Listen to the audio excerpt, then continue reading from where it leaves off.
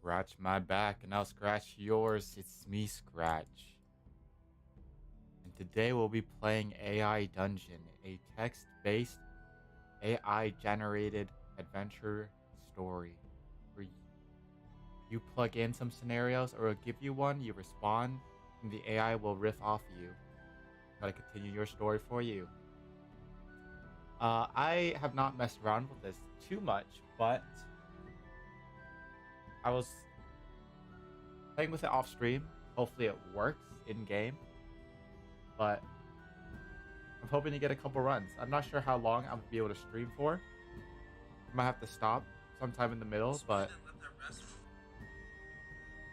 that was TikTok. I was watching TikToks as well right before this. But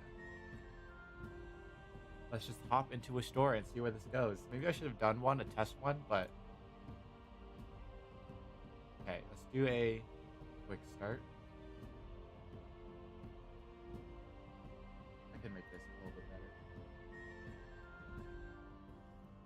Adjust you so you can see a little bit more. There. Oops. We're picking a setting. I could do a fantasy, mystery, zombies, apocalyptic. Those seem very similar. Cyberpunk, custom, or archive. I think I'm gonna have to do the fantasy one because that's what the music suits it. That's what I drew in the thumbnail. So let's start with the fantasy. I'm gonna select a character. Do I want to be a noble, princess, knight, wizard, witch, ranger, squire, peasant, fairy, or rogue? I mean, ninja characters always have my heart, so I think I'm gonna have to. When I read Ranger's Apprentice as a kid, and being a ranger would be really cool. Could be a princess. Could be a rogue. Enter your character's name. I'm just gonna go with my name, Scratch. Now it's generating. Now we wait. You are Scratch, a rogue living in the kingdom of Larian. You have a long steel dagger and a length of rope. You walk down the city street looking for somewhere to steal from. You look around and see a house with a small window that you could get into. You could easily take something from there. But then again, if you're caught, you'll get caught. Do you? 1.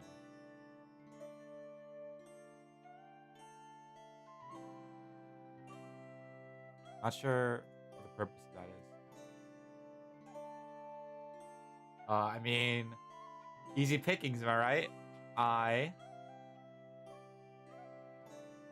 sneak into. I climb through the small window.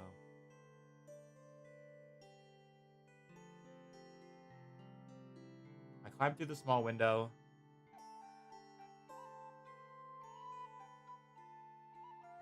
With greed. Greedy. Greedy.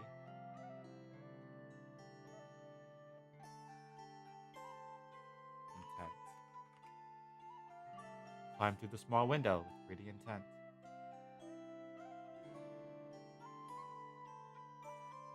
By the way, you can do say, story, or do. I just did a do. It's an action. You crawl through the window and drop to the floor of the house.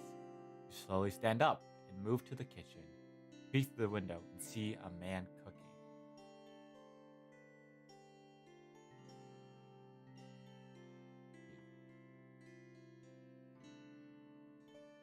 Do. I pick up a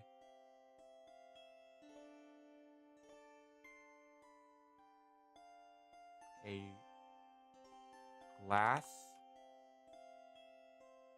cup and throw it across the room.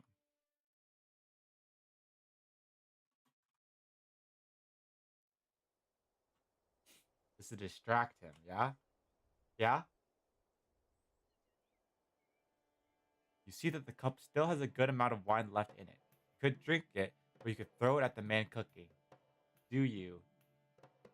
I throw it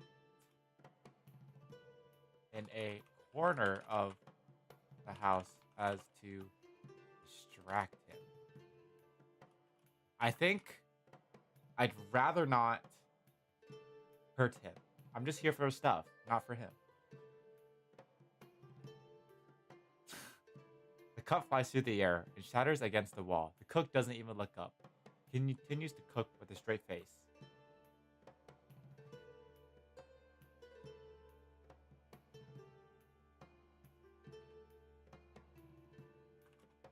I reason that the cook is occupied and won't notice me. Not sure what the story thing is, but is that it?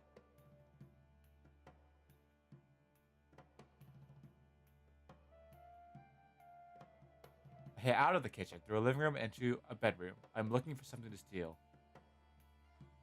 Do you? I look around. What do I see, game? What can I steal? You find the room is decorated in style. It's clearly a man's room. You find a pair of boots and pull them on. You reach into the pockets of the boots and find a few coins and a letter.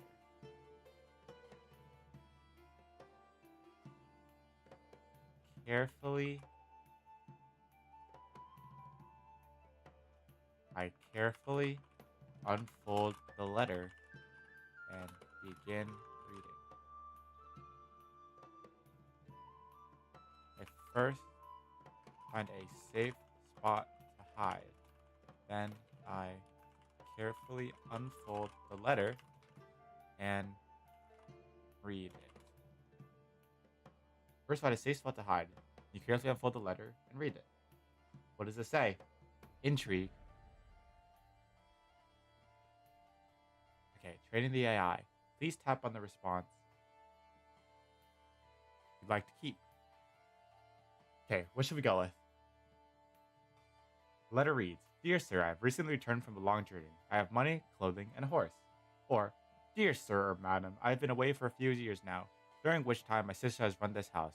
I have returned now and wish to settle my affairs before I leave this world. Let's go. Dear Sir or Madam doesn't make sense. Who's this being addressed to? I think we should go with the first one. He has money, clothing, and a horse, and I can steal that. Letter reads, Dear Sir, I have recently returned from a long journey. I have money, clothing, and a horse. Keep reading. Keep reading.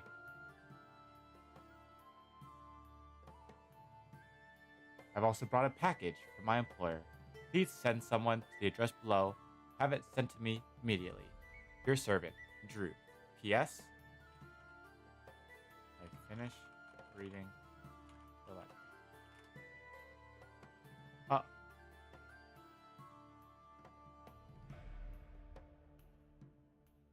Is that it? Can I not do anything else?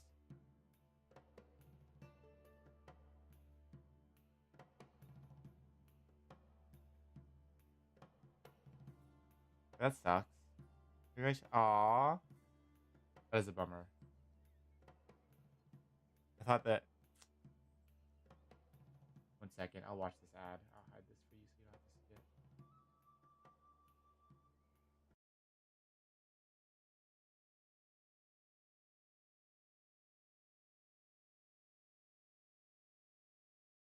So, how's your day?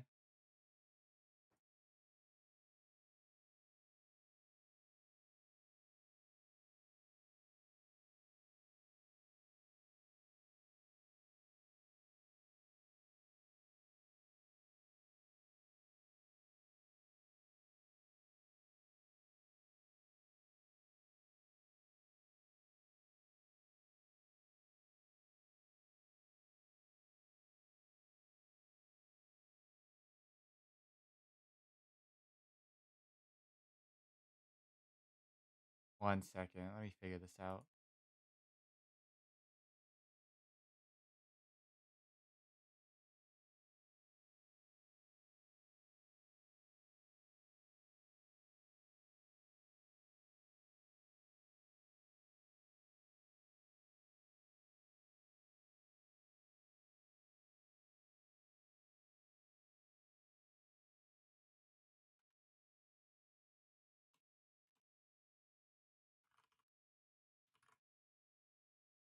A little scuffed. I should have figured this out before stream. My bad. I just didn't have. I was up late the night before, so woke up late this morning. I actually was working on this thing called Kane's Jawbone. If you ever heard, it's a well. If you're on TikTok, if you're familiar with Book Talk at all, it is basically a murder mystery that's or a murder mystery novel that's printed out of order. Oi.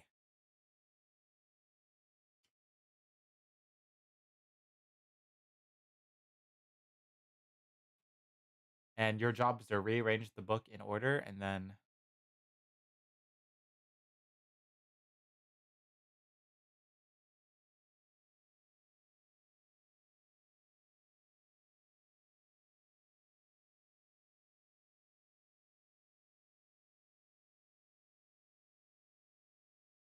all right.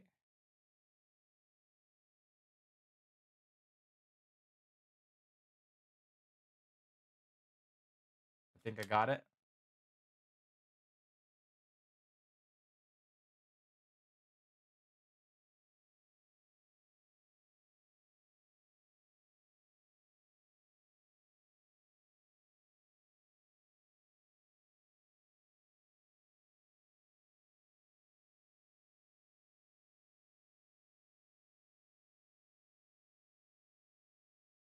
All right.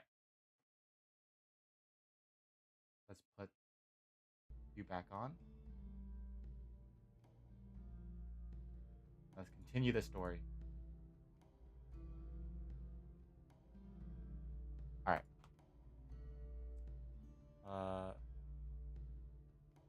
Yes. I wanna I finish the letter. Oh, no, wait, undo. Oh, I can fill this in. P.S.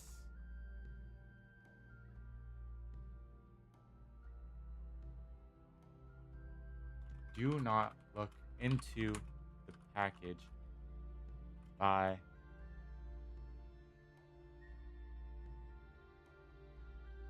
no matter what. You will placing us all in danger. If you see its safe travels.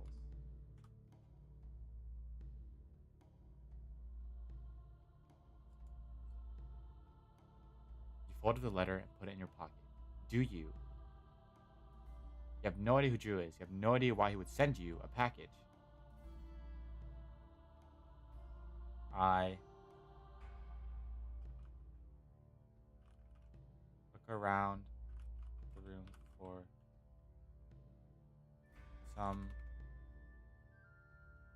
extra valuables to take.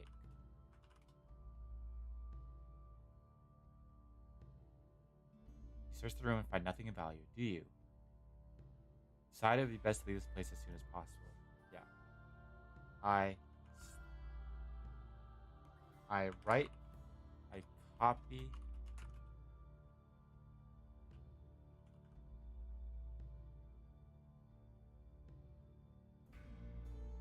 the address down onto my arm, and then meticulously place the letter back where I found it.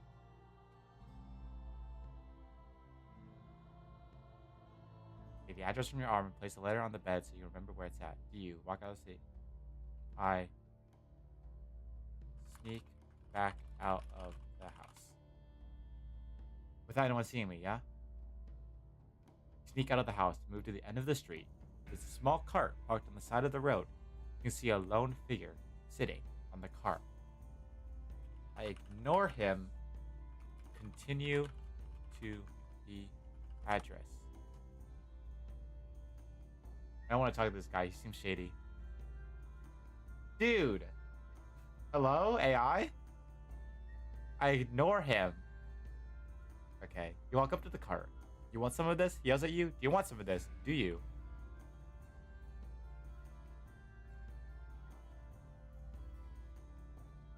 I don't know what it's supposed to fill in here. I leave. I'm good, sir.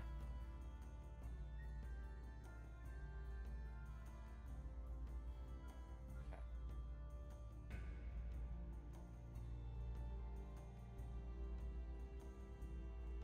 What are you selling?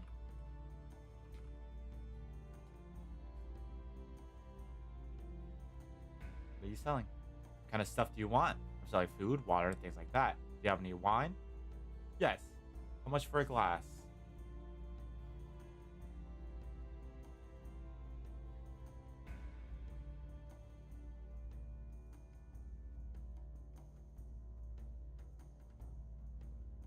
Who's talking here? I don't know. Say. Do I have wine?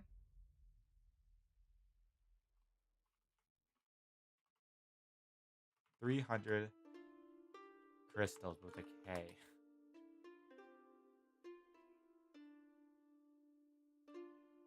Man hops to the car and pulls out a plastic bag from his pocket, rips open the bag and pulls out a bottle of wine. He says, "That's a lot of crystals. Do you have anything else to trade?"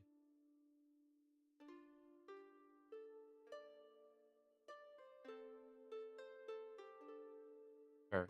He says, "That's a lot of crystals. Do you have anything else to trade?" You shake your head. Okay, he says, "I'll take that." And make the exchange with the man. Now have spending money for the voyage. Okay, he says, "I'll take that. Make the exchange with the man, and now I'm spending money for the voyage." Send him out to the next stop on your journey. You down the road until you reach a small town. The man calls out on you as he rides past on a horse. I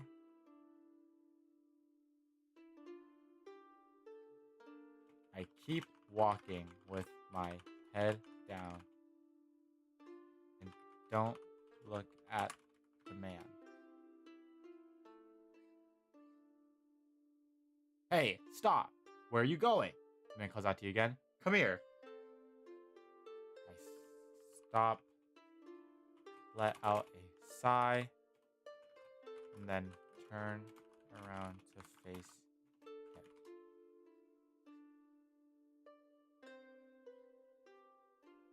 What? You ask. I'm in a hurry. I don't care. Come here. There's something I want to talk to you about.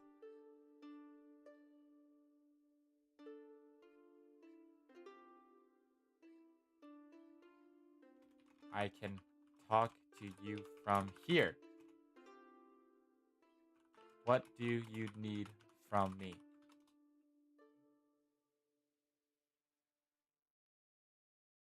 Just want to talk to you. I don't have time to talk. I'm in a hurry. I'm in a hurry too. That's your response.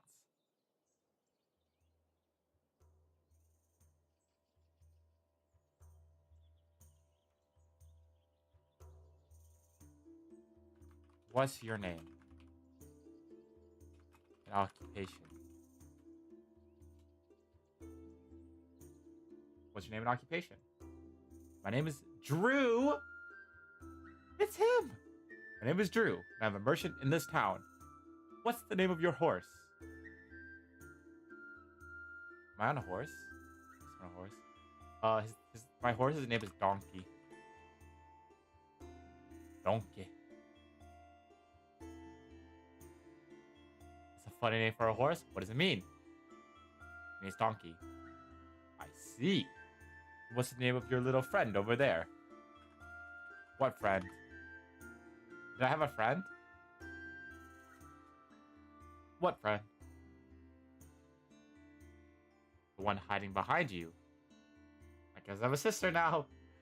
Oh, that friend is my sister. Her name is Chucho. I ain't give him a better name than that. Esmeralda.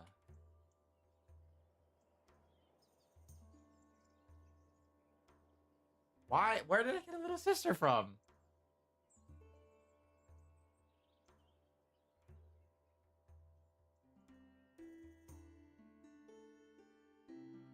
Look, are we done here?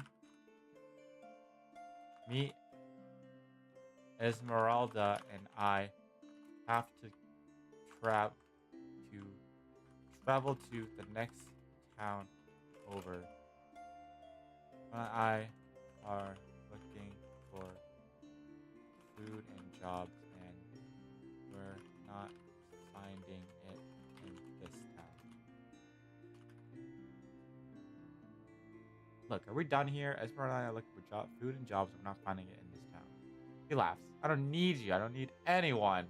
You're shocked. You never felt so alone. What? He laughs again. I don't need you. I don't need anyone. You're shocked. You never felt so alone in your life. You try again. Yeah, well, that does not make sense.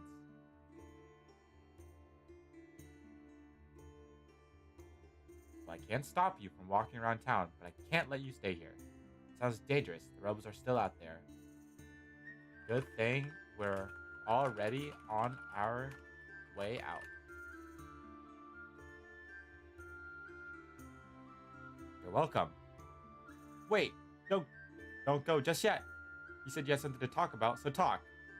Okay, I'll talk to you later. Who's saying what here?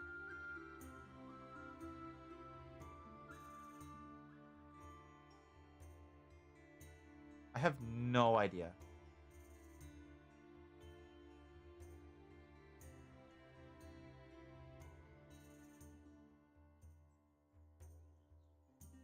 I walk away.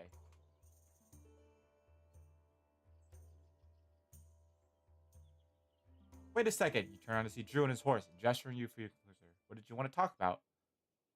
Nothing. I didn't want to talk about anything. You were the one that wanted to talk, Drew.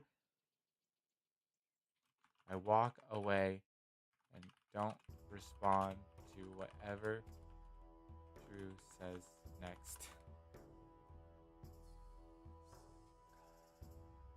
You're walking on the road, do you? How do you do this part?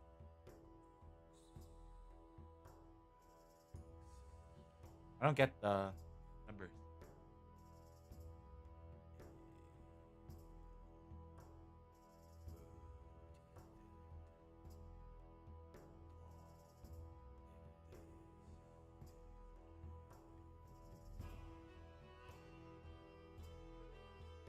I can do this for you guys. There you go.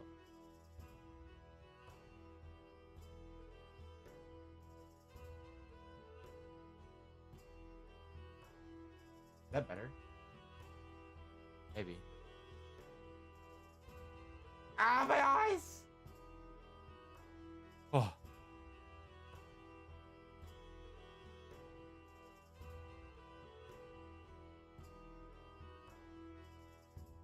Okay, well, I don't know what this is, but I'm just gonna keep going on. Keep walking down the road.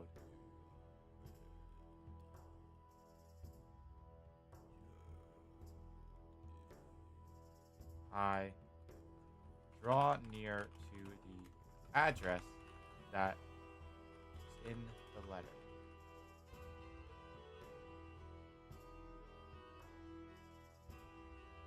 Look for the package. Look around in the area. See no one. Do you?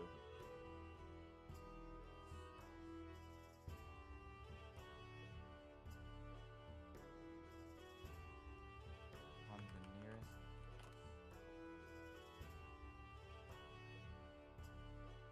Knock on the nearest house. Who is it? Who is it? The woman asked. I'm looking for the package. What package? The one that was in the letter I found earlier. Dude, be more subtle.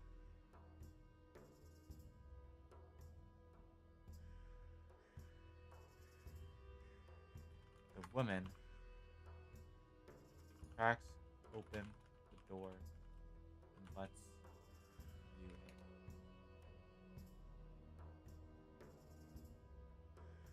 It's not here. Why are you looking for it? I need to find it from my master.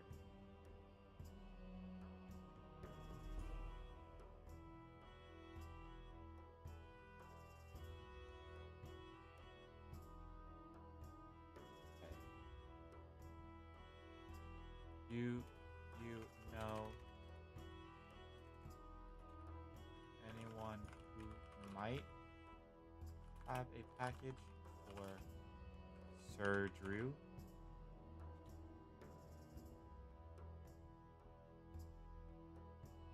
Yes, but he's not here now. He left a couple days ago. You know where he went?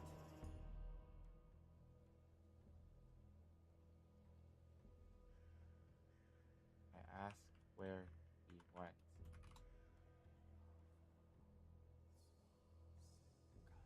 The woman says he went to go see his wife. She's sick and he's worried about her. Thank you. I turn around and knock on her door again. Because I still need info on where the wife is.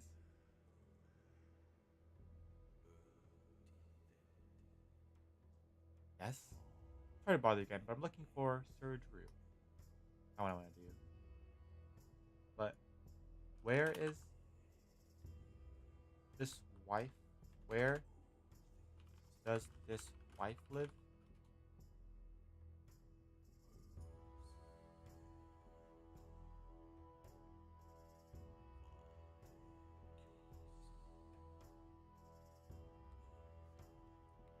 I ask where the wife.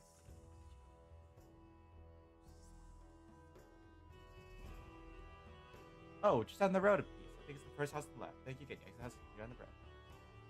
I approach the first house on the left and knock.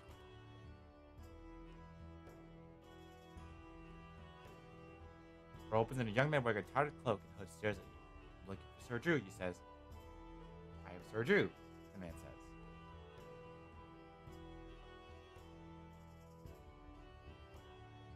You can't be Sir Drew.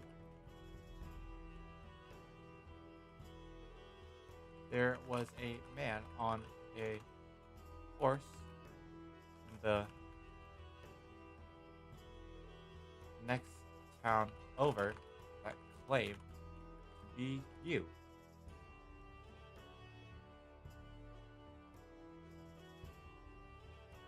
Well, I guess I can be whatever I want to be, the man says with a smirk.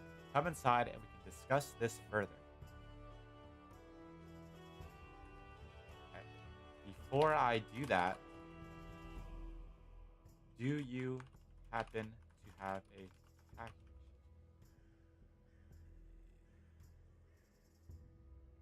I do. It's in the bedroom. Would you like to come with me? I prefer to come alone. Very well. The man smirks and walks away. Does that make sense? I'm going into this guy's house by myself, but he lives there. Seems like a trap, but I'll do it anyways. I walk inside and look for the package.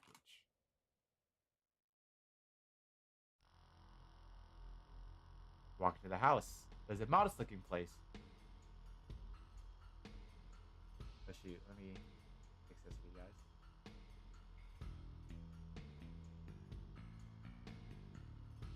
One second. I want to do this probably. Collapse that. Put this over.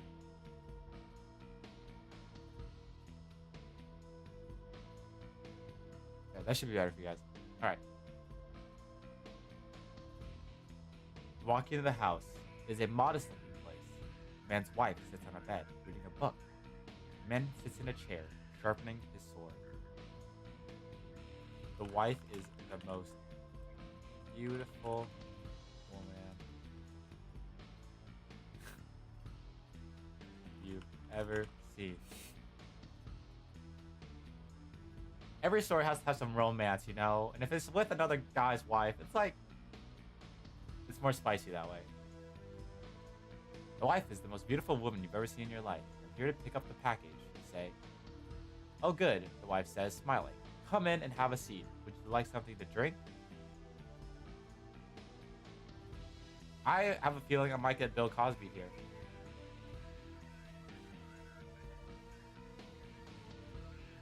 I'm gonna refuse to drink. Oh, thanks for the offer, but I am in a little bit of a hurry. I'm just here for the package. Then I must go. Alright.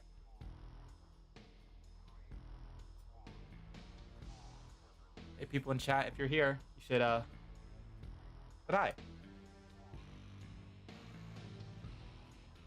And what's up? If you don't know what we're doing right now, we're playing AI Dungeon, which is a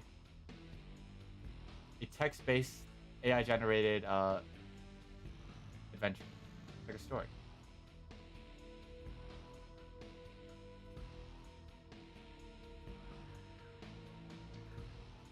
Alright. Let's keep going. Well, I understand, the wife says. Would you like me to bring it to you? Yes, please. Hello? AI?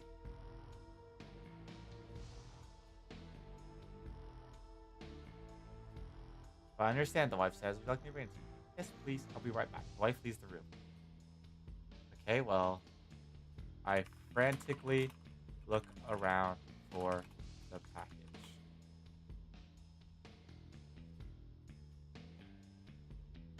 Keep looking around the house for the package. Making you sharpening a sword. What will you do? Move slowly and quietly around the room so the man doesn't see you.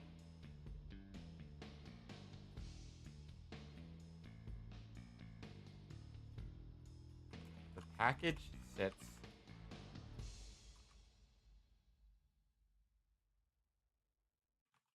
on a high shelf in the bedroom. Moderately sized package with a high shelf in the bedroom.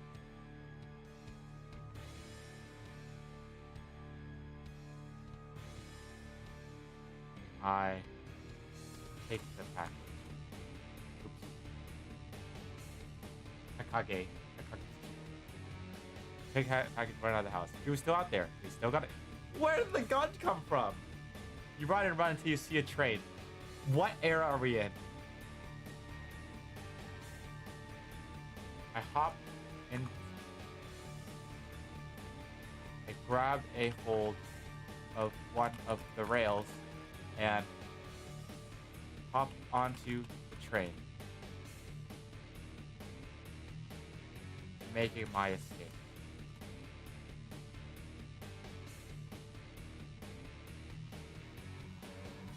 You're onto the train just in time as the train begins to pull out the driveway. Drew fires a shot at you.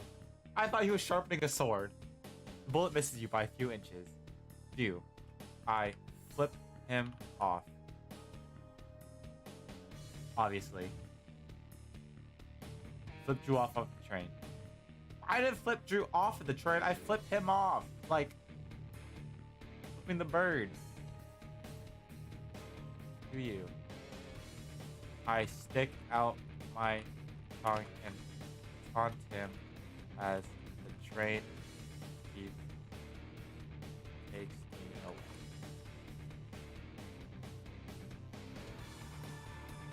Stare at your tongue and taunt Drew. Drew gets back up angry. Drew goes after you. You run a little bit and then take a seat on the my bench. Why would I do that? I am on a train.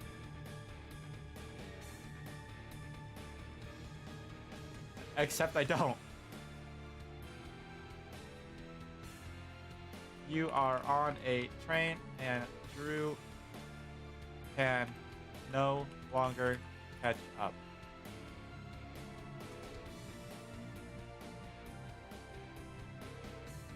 Take out your map. You study the map.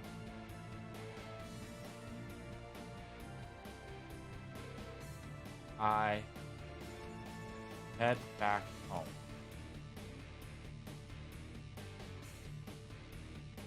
At the map, what will you do? You can go back home and sit this one out, or you can keep heading west. Keep heading west. I had no choice in that decision. But here we are. Okay. I I sit down and tear open the package. So in the package, open the book. Inside the book, there's a leather bound. Inside the package, there's a leather bound book, a silver dagger, and a key. I read it. What does it say, game? Read the book, and it's written in some sort of archaic language. You manage to make out the words. The key will allow you to enter the deepest chamber of the tower, the book says. I continue to scan for the location of the tower.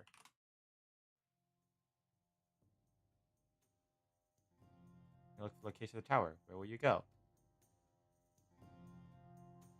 I will go to wherever the book says the tower is. You're getting a little scuffed. I don't know if the AI can keep up. I go to the chamber. Continue heading west. Continue to head west. You keep heading west. I keep west.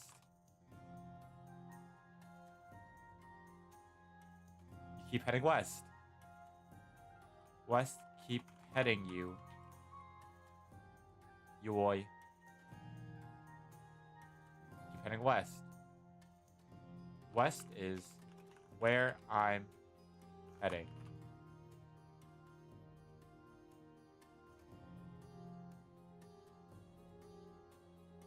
Uh-oh. I broke it. Too much west. We've gone full circle. I'm exactly where I started. Oh god, maybe I should have stopped heading west. You can only go so far. Uh-oh. You west is where you're heading. Heading west.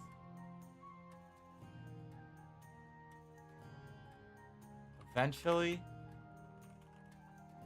the tower peeks over the horizon, comes into full view.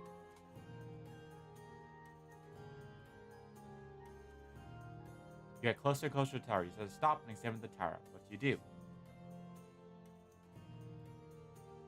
The U west is where you're heading. Hello?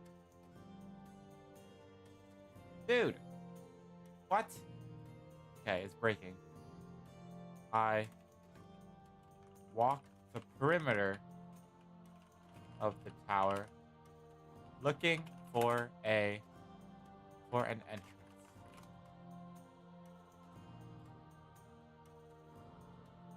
Go to the perimeter of the tower looking for an entrance. There's a circular tower with a staircase spiraling up its side. Climb stairs to the tower's entrance.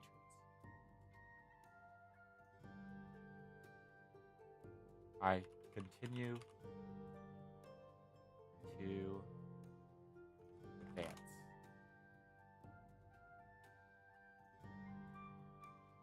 Go up a level and you see a stone staircase going up even higher.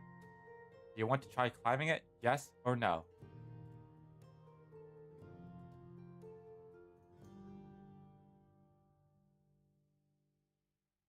Yes.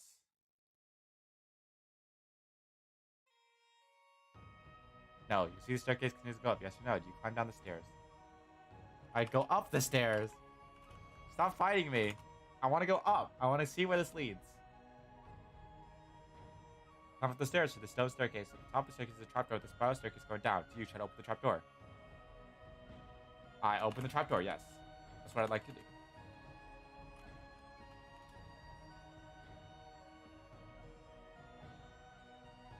Open the trapdoor. Downstairs is a large round room with a large pool in the middle and stairs going up and down the side. You want to go down? Yes. I go down.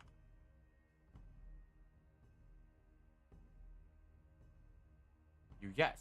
You go down.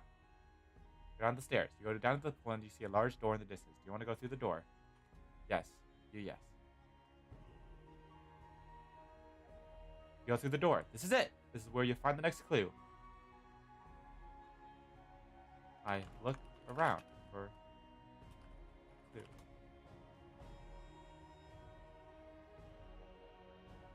There are a bunch of doors to choose from.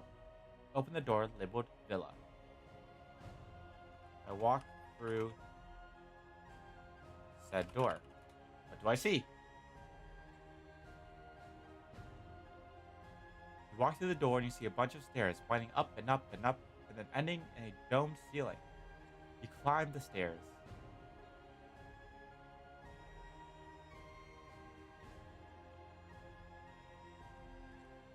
There is a sleeping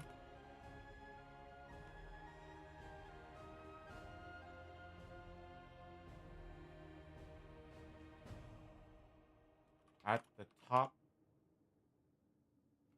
You see a large, scaly beast. It is coiled in slumber.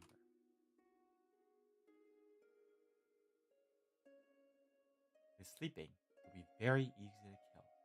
Get the silver dagger from the sheath of your hip and stab the sleeping dragon.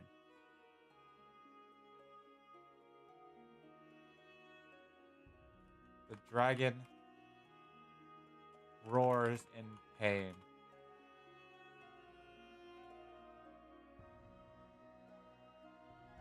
The dragon wakes up. The dragon bites you. The dragon breathes fire at you. The dragon breathes ice at you. This is OP. Am I dead?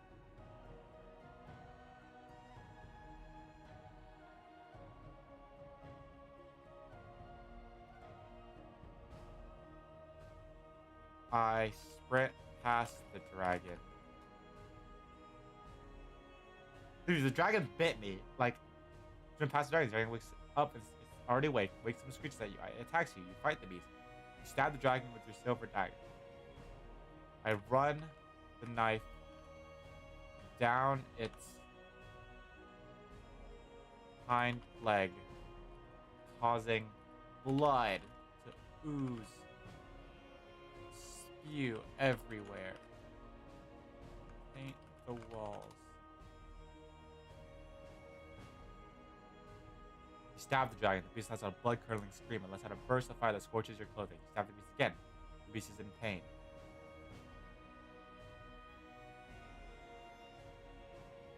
Story.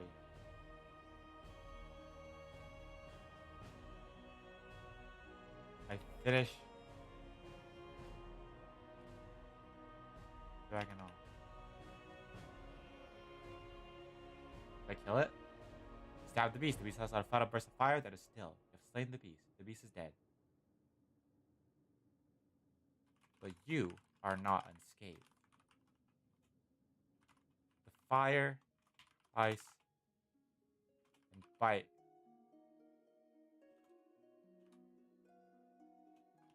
have caused you to lose all of your clothing and a little too much blood.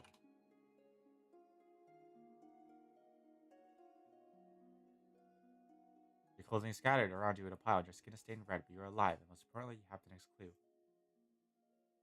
I read the next clue.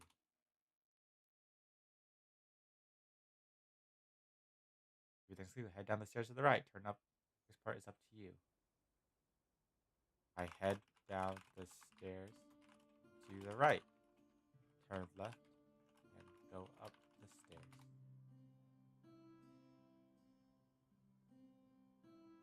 Down the stairs to the right. Turn left and go up the stairs. The stairs lead you down a circular room with 3 levels. You're on a tower. I got that. I just end the story. I don't know where else this is going. I find a treasure box with a silver block.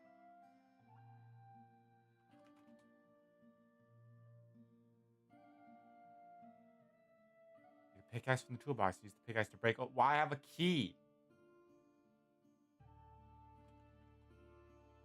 The pickaxe is repelled by some invisible force. It flies out of my hands and lodges itself in the stone and mortar walls.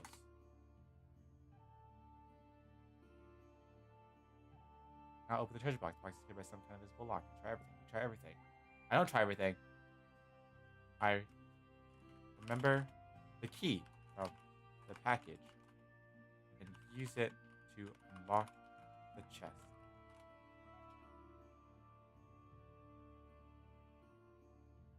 You remember the key from the package. Use it to unlock the chest. The chest contains a gold and a diamond necklace. I take as much gold as I can carry and hold and put the diamond necklace in my pocket. Pocket.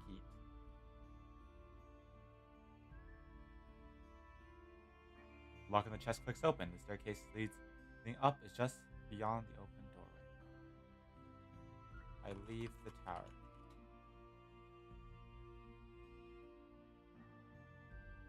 Leave the tower. The staircase is very steep and narrow. I climb up the stairs until I reach the top. I reach the top of the stairs. I am in the sky. Why? It's not leaving the tower. Do you? The necklace emanates power. You have a strong trust that if you were to jump off the tower, you would not die.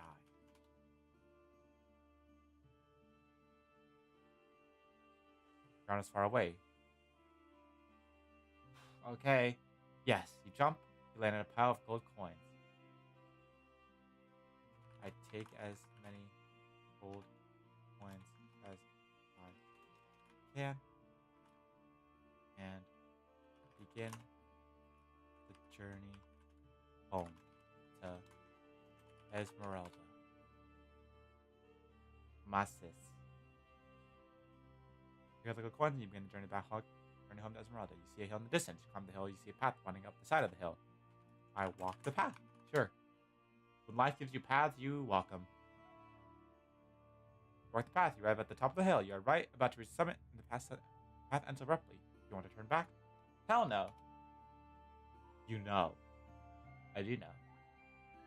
You decide not to turn back. The path leads you to a new field. The grass is longer than usual. You can see a tree in the distance. Do you? I continue towards that tree.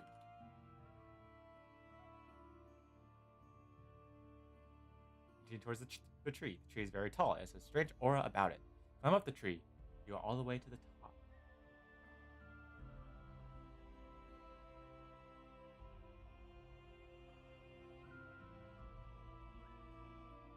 Hey. I can see my house from here. Classic. You hear a hissing noise. You see a thin green beam of light shooting out from a crack in the ground. Hello? I dodge, of course.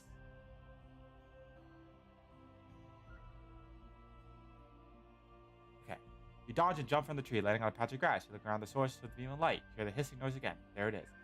Or, you dodge the green beam of light and fall back off the branch. You fall from the tree and land with a thud in the grass. You are injured. You are bleeding. I like the first one. You dodge and jump from the tree, landing on a patch of grass. You look around for the source of the beam of light. You hear the hissing noise again. There it is. I take out my knife.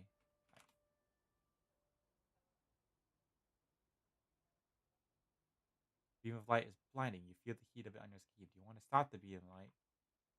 Yes.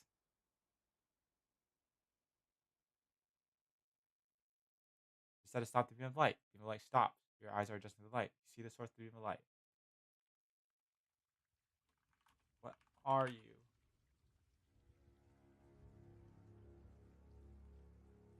You ask, what are you? The creature hisses. The hissing noise is very angry. It says,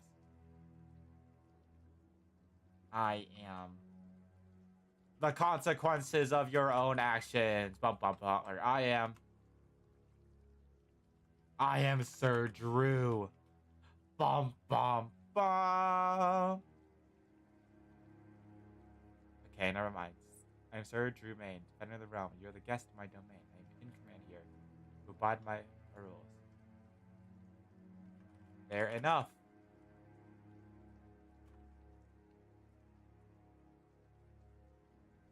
What are your rules? Fair enough, fair enough. The creature says,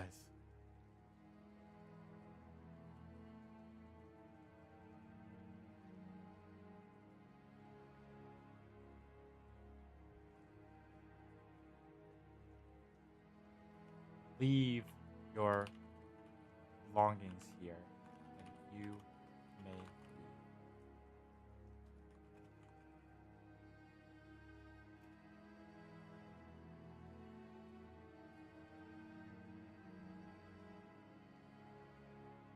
Right back in your seat. Throw your backpack on the ground. You decide to leave your belongings.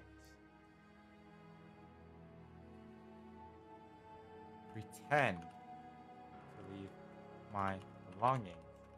And when Sir Drumain goes to collect them, I stab him.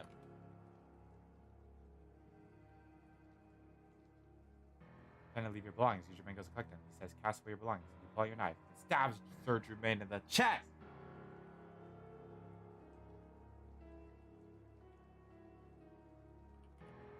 The beam of light engulfs me.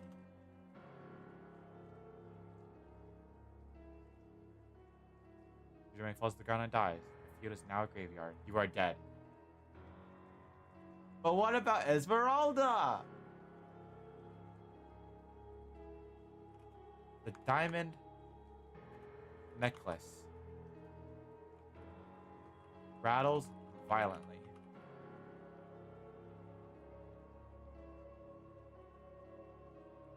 Your pocket. A great one sweeps the hills through the graveyard. The tombstones and trees swaying or falling. The world seems to be swaying and rocking. Look around.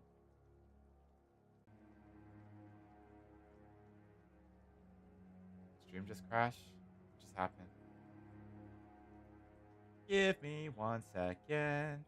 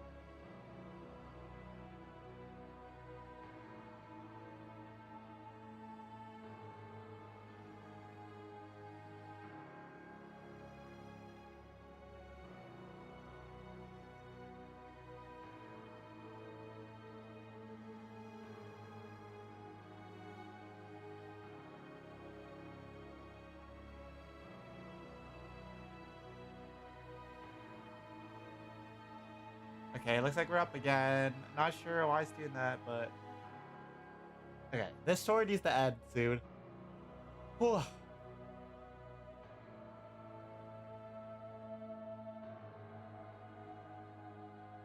I am home.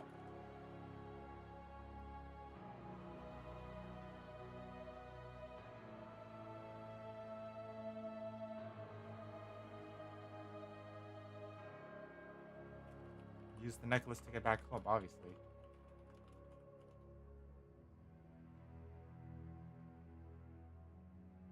So I had to go back to town and leave the next day. Use the necklace to go back home. What? Why am I back at the tower? Okay.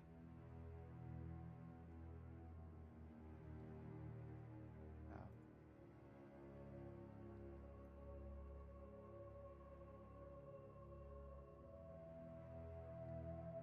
Okay, let me rewind a little bit.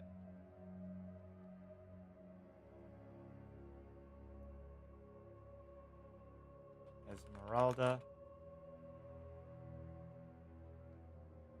answers.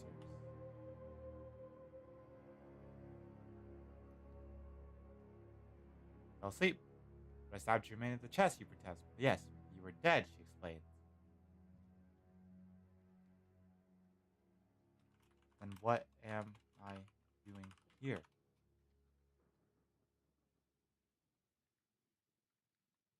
wind swept you up and brought you here, she says. So if I was dead, how come I'm not dead now? That's a good question.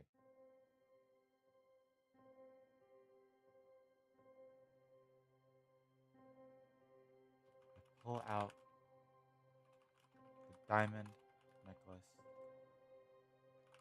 from my pocket and see that it is shattered.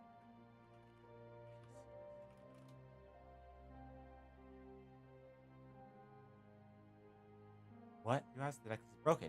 Maybe it's magic. But it brought me back to life. It brought you back to life as a spirit.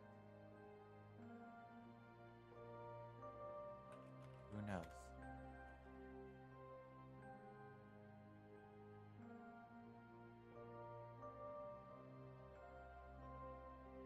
I'm not dead!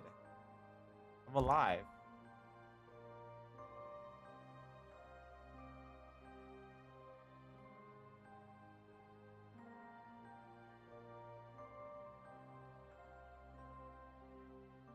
See, my idea is that diamond necklace did bring me back to life. The necklace had this strange power.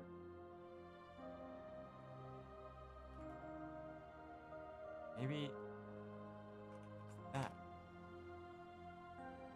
Maybe it saved me.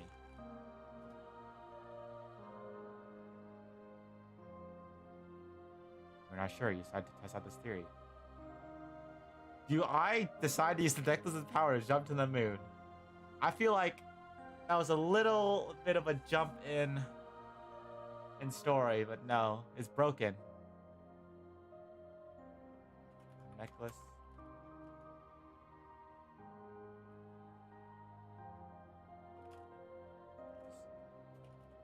Is broken. Its brilliant blue luster has faded into a gray.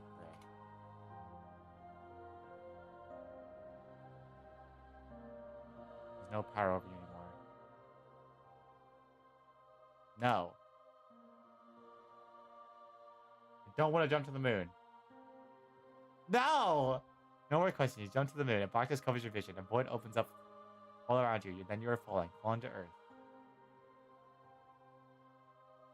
You fall. Increasing velocity. Until suddenly, there is none.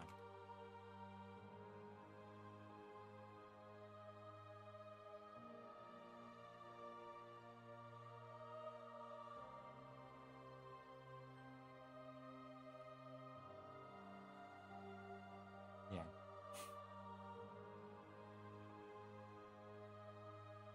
This is it. You are dead.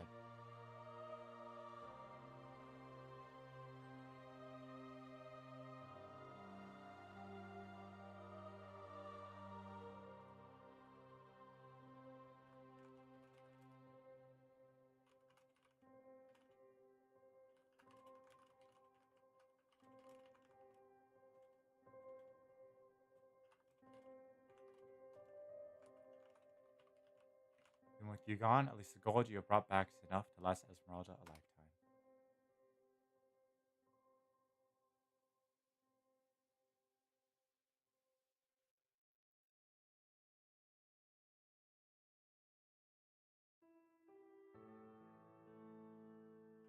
Perhaps you got too ambitious.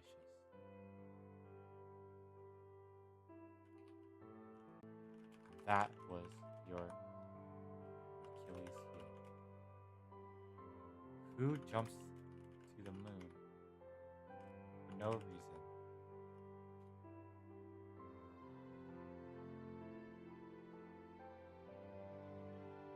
Maybe you should have just taken the safe path and used the powers of the necklace to get a bank job.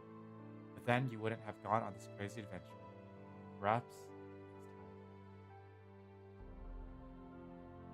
I feel like it's a good spot to end that one. What the hell? What was that? So to recap, I was a rogue living in the kingdom of Larian. I have a long steel dagger and a length of rope. When I see someplace to break into, I break into the house. There's a chef. I throw a glass across the room. He does not care at all. So I keep going. I go up to his bedroom. He doesn't care. Look around the room. It's decorated. I reach into the pockets of a boot and find a few coins in the letter. I hide and I read the letter. It reads, "Dear sir, I have recently returned from a long journey. I have money, clothing, and a horse. I've also brought a package from my employer. Please send someone to the address below and have it sent to me immediately. Your servant, Drew. P.S. Do not look into the package no matter what. You will be placing us all in danger if you see its contents. Safe travels." And I put the letter back so you wouldn't notice it's gone. I wrote the address on my arm and started heading there. I put it on the bed so you can remember. Okay, sure. Sneak out of the house. See a lone figure sitting on a cart. This guy is asking if I want anything. I'm like, "What are you selling?" And he says "What kind of stuff do you want?" Like, and I say, "I'm selling food, water, things like that." And he asked me if I have wine. I say, "Yes." "How much?" I say, 300 crystals with a K. He said, "That's a lot of crystals. Do you have anything else to trade?" You shake your head. He said, "Okay, I'll take that." So I have a lot of crystals now. I sold something to the vendor. Weird little arc there. Then I'm walking to the address and a man stops me. "Hey, stop where you're going. Come here." You step out, let out a sigh. Says, I say, "What?" "I'm in a hurry," because I am. I'm trying to get to the address. And he's like, "Come here. I need to talk to you about something." I'm like, "I can talk to you from here. Don't come closer. What do you need?" "I just want to talk." I said, "I don't have time. I'm in a hurry." Wait, don't respond to whatever Drew says next. I go to the address. I find a woman. She doesn't have the package, but she tells me where to find it. And he says Drew's visiting his wife. So I go see that building. And then I open. It's like, "I'm looking for Sir Drew," you say. He said, "I am Sir Drew." Ba ba ba. He can't be Sir Drew. The other guy was Sir Drew. And I say that. He's like, "Well, I could be whatever I want to be. Come inside." I'm like, he does have the package. So this whole section is me getting the package. Life is beautiful, but that didn't end up anywhere. Oh my god. A lot happened on this journey.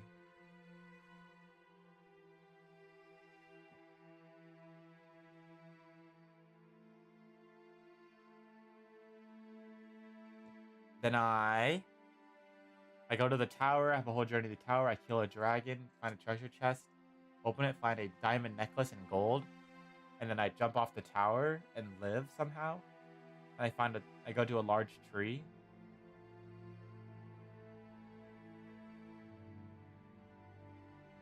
But there I find this Sir Jubei. Oh, it tries to kill me, but I kill it first. But then I do die, actually. I die, and then the necklace, which has powers, brings me back to life. It's broken. It teleports me back home.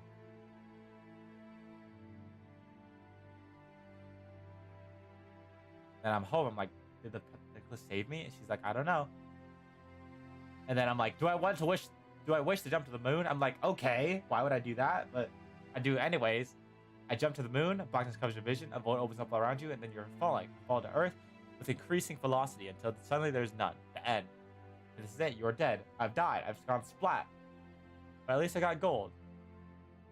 Save Esmeralda for a lifetime. Perhaps I got too ambitious, and that was your Achilles heel. Who jumps to the moon for no reason? Me, I guess. Maybe you should have just taken the safe path and used the powers of the necklace to get a bank job. That would have been much more stable. Then you wouldn't have gone on this crazy adventure. Perhaps next time. Alright.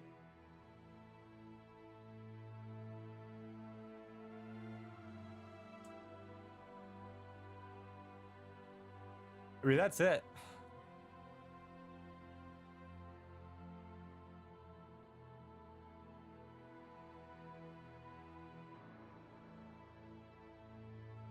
Well, let's go on one more, I guess.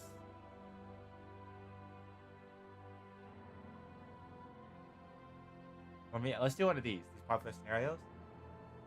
Pick your medieval waifu.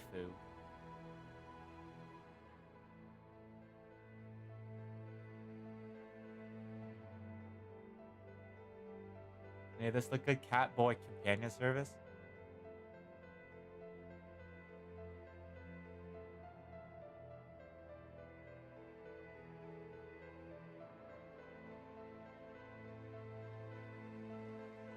Friendly scenarios. A meeting of minds. Two telepaths meet and share an intimate moment. Bask in the cringe that I've created. A girly sleepover. Being down on your luck meant that you still.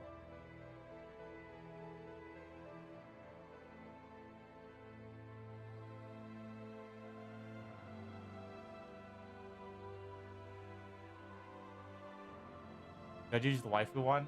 Let's do the waifu one. You're just an average person. Really. That was before you had stumbled upon the evil cult secret cave and moved a gem, of which you dropped and broke, saving the kingdom. You like fantasy, you like waifu. Which one is a stereotype happy to marry you? Newest addition, given a gesture. No, I don't want to do huge meme options. I'm not good at writing this stuff. If I did, it'd be a separate scenario entirely. But more to this series, add it in the comments and yes, pick medieval husband as released.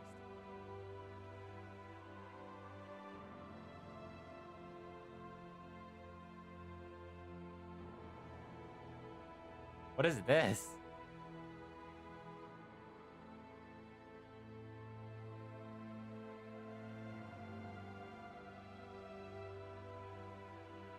Guess we're playing.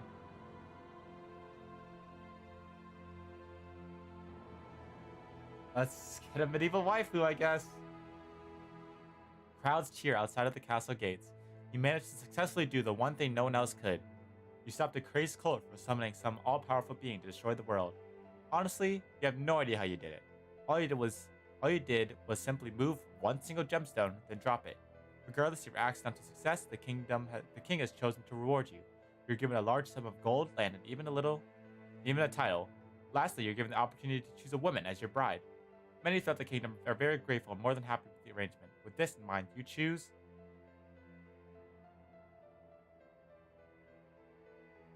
Who do I choose? A princess, queen, knight, mage, priestess, maid, thief, werewolf, elf, pirate, assassin, dragon, peasant girl, vampire, orc, demon, jester.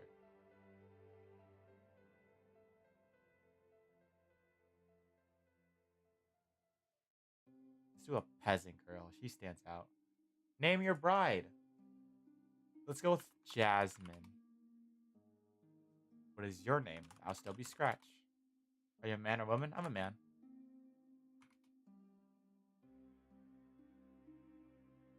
What is this? Oh my god.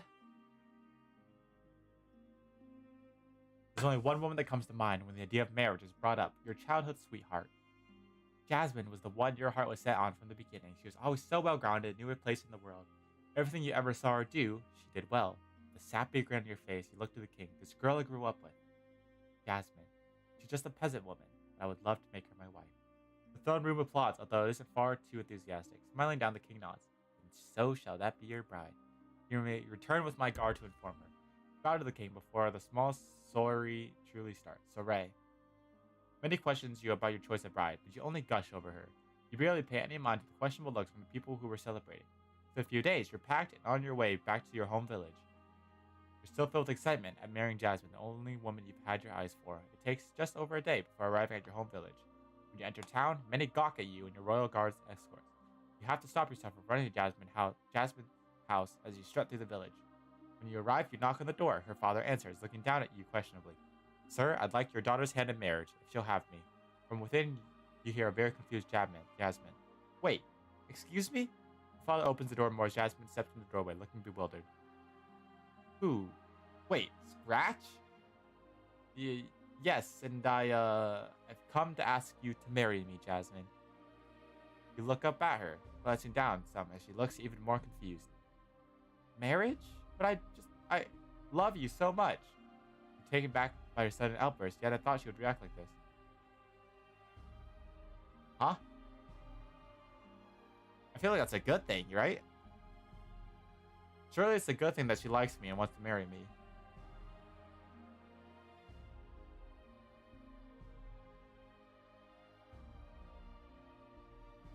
Okay.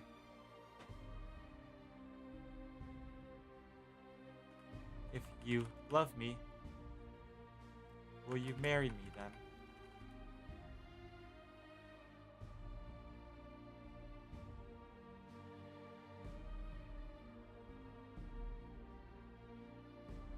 Yes, and I've come to ask you to marry me, Jasmine.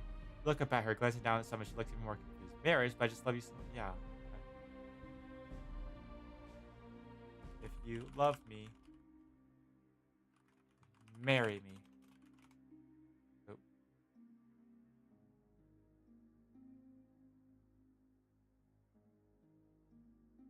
there's the page. You know she'll say yes eventually, so you return to the king. If she will have me, your majesty. You've so much scratch, you run to hug you. You didn't even know you could be this happy.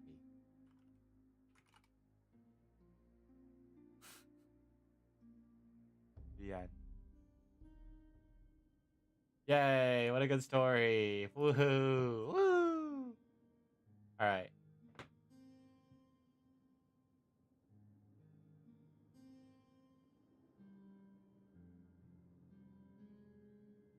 I'll do one more. Let's just do another.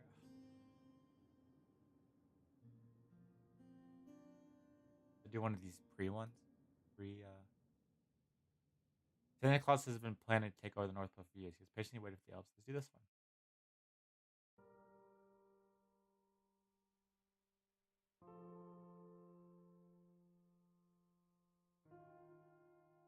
A quick start.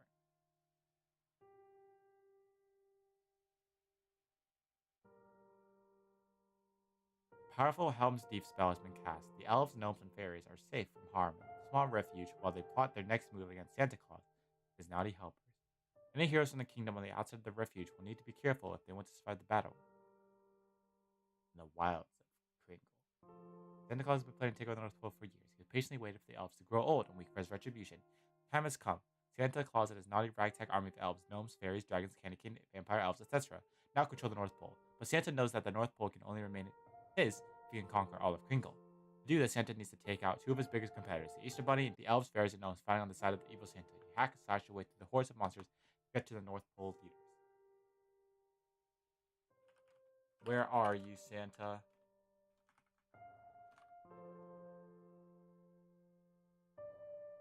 Where are you, Santa? I don't have time for this, Bill. I'd get to my little elves. They're the only one that believes in me. If you want the North Pole, you have to kill me first. That's what I was planning. That's what I was planning on. You attack the evil Santa, hacking slashing with your weapon, but you're no match for the numbers of his loyal followers. The numbers are so great, they overwhelm you before you even get half a swing at him. They push you back away from Santa like a large wave.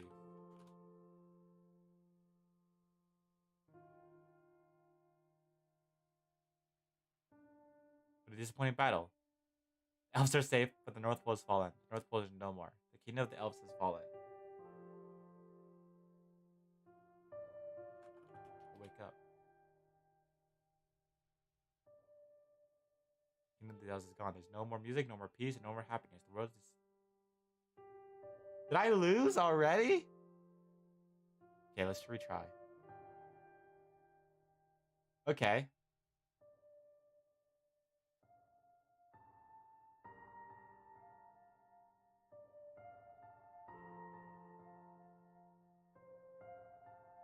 Can I restart?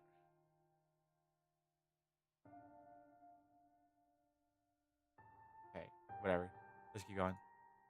The kingdom of the elves has fallen. I wake up from my battle-induced slumber, and everything looks exactly the same. The kingdom of the elves has been destroyed. The North Pole is now ruled by evil Santa. It is up to me to take it back on my own.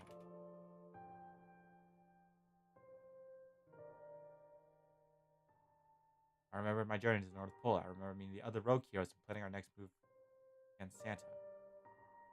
There's no way everyone would have been wiped out.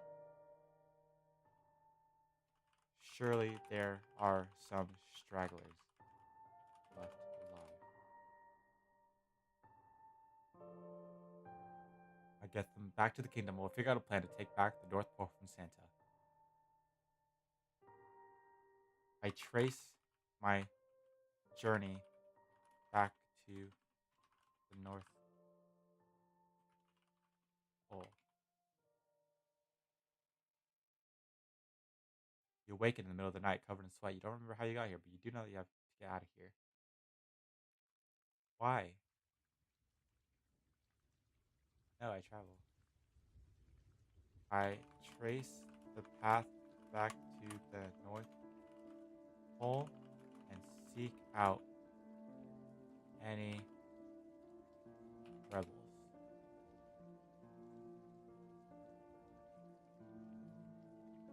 You step out of the kingdom of the Elf Sanctuary. You remember your journey to the North Pole well. You remember how you escaped the Elf Sanctuary and you were able to beat the evil Santa Claus. But I didn't. I didn't beat Santa. I lost.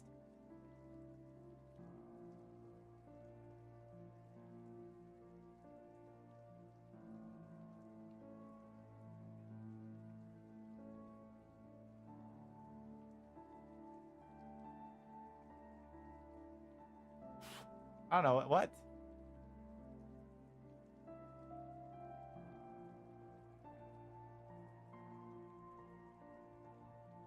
But I didn't. I lost.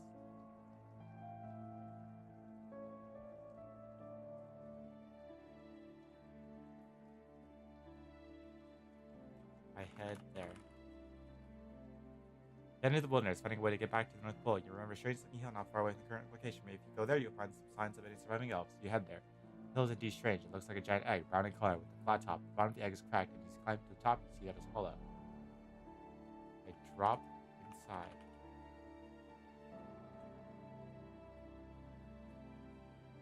Now it's dark, but not from crash. You can see light shining on the top and bottom through a few cracks. Anybody home?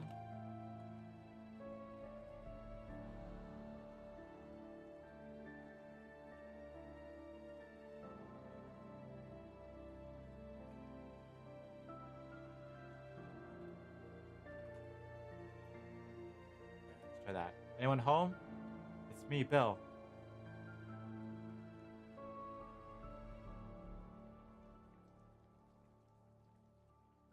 The voice comes from the inside the egg, deep and raspy. It sounds like the voice of an old, sick man. Bill. Is that you?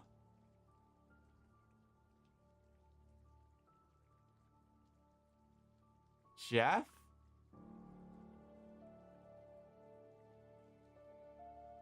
Yeah, it's me. You okay? How did you get in here?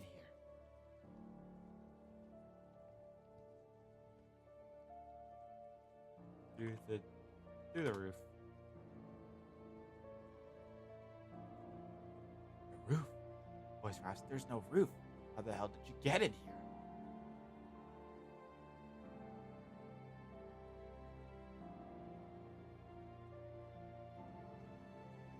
There was a crack in the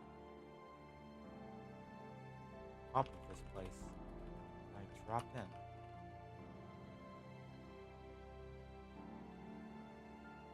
Oh, okay, I can fix this. I'll get a ladder. We'll get you out. Wait, Jeff.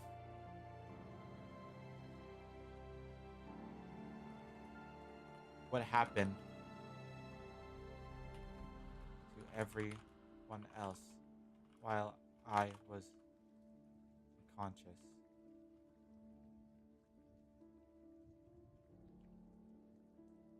We were wiped out. I was the last one standing.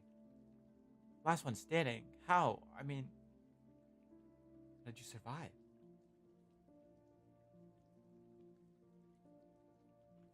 Is there anyone left?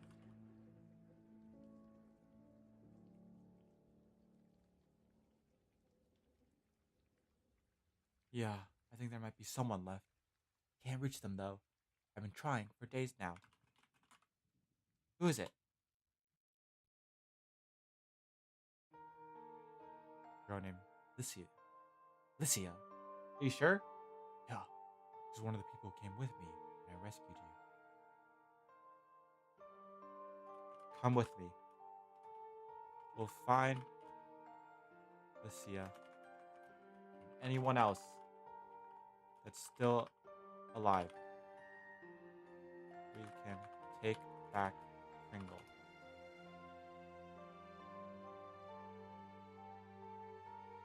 Yeah, let's go. We need a ladder, though.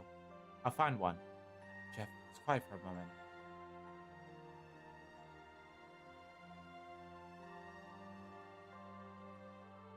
Do you not want to go, Jeff?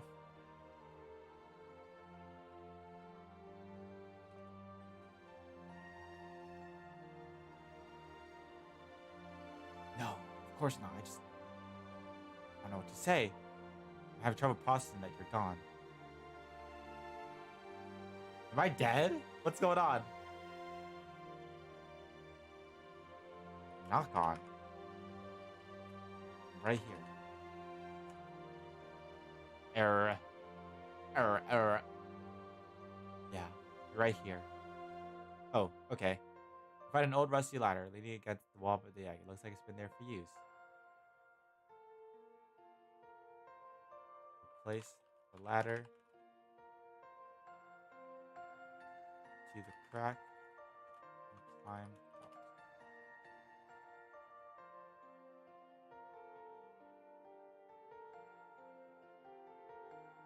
You place the ladder against the cracked wall of the egg.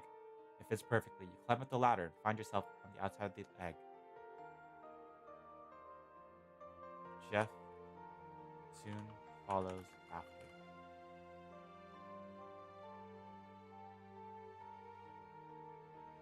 Two of you are not alone. In the distance, you can see a group of elves led by Lycia. Let's go. I wave.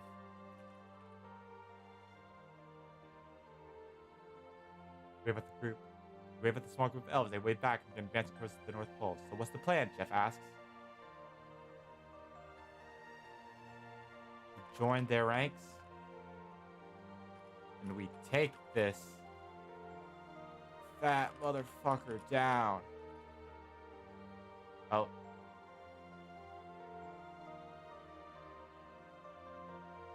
We storm the North Pole. And take that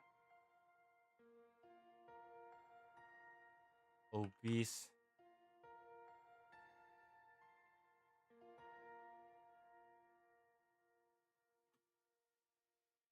We storm the North Pole. Take that obese, good for nothing. That red, obese, good for nothing. Down. Tyrant. Down.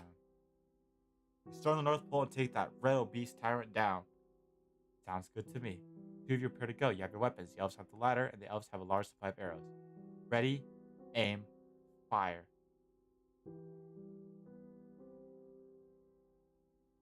Hell rains down on Santa's fortress.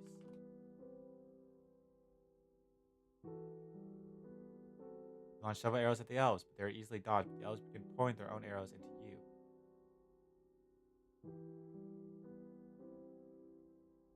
Wait, who?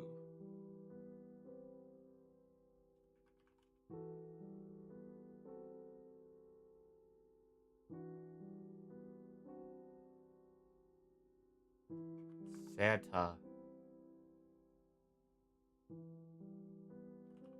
Hell rains down on Santa's fortress, and he says, "Booms. Ho, ho, ho. I thought all of you were dead."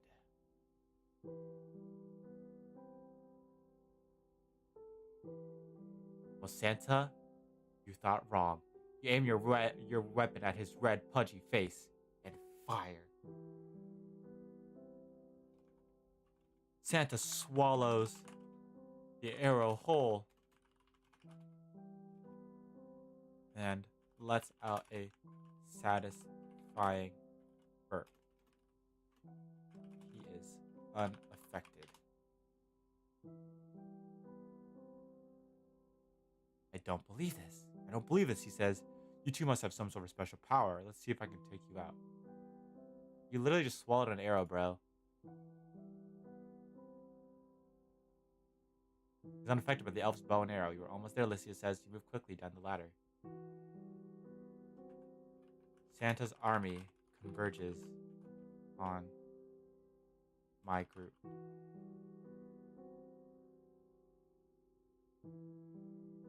I swing my sword and slice an elf in half. I'm in a good mood. I slaughter every single one of them. We made it, you cry.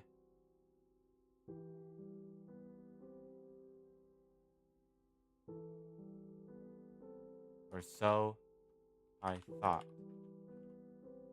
Just like back then, the horde was never ending.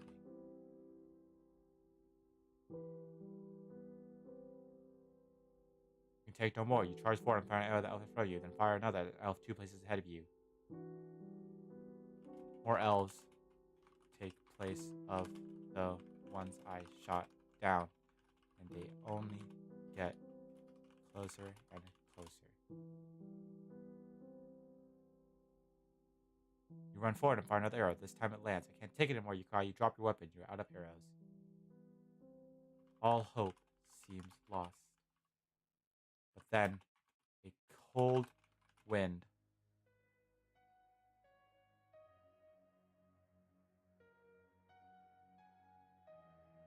sweeps the over Santa's army, freezes all of his minions.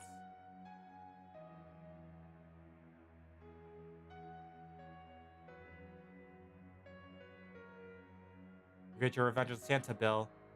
It might take you a little longer, but I'll make sure of it. Wait, no, I don't want Lycia to be.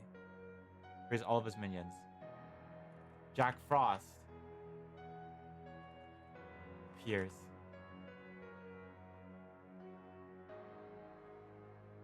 You hear a familiar voice soaring overhead. You miss me?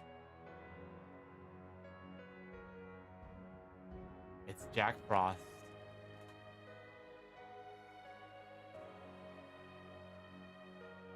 No, you reply. Good, he laughs. You have a lot to learn. You can't help but laugh. But what about the North Pole? Jeff asks.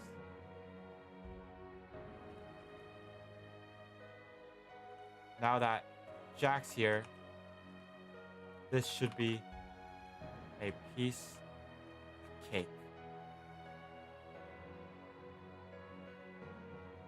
I hope so. When you get to the North Pole, yes and no, we will. Let's go find Jack. Jack's quarters are underground. Jack is here.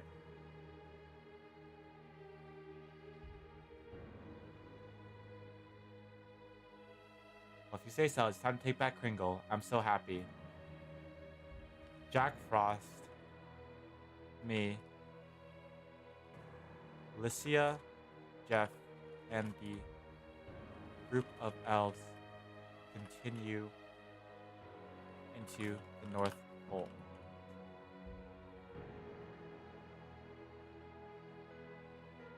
You okay, Lycia asks? You look like you're freezing. Just a little cold is all you say. You okay? She asks again. Nothing is gonna stop me this time from taking down Santa Hive. Nothing's gonna stop me this time from freeing Kringle from Santa's claws. Badass. Yeah, I'm fine, you say, just a little tired. Not what I said. I had this whole large monologue. You turn it into this, yeah, I'm fine, you say, just a little tired. Santa Claus, dude, is funny. Alright. Well then, let's get started.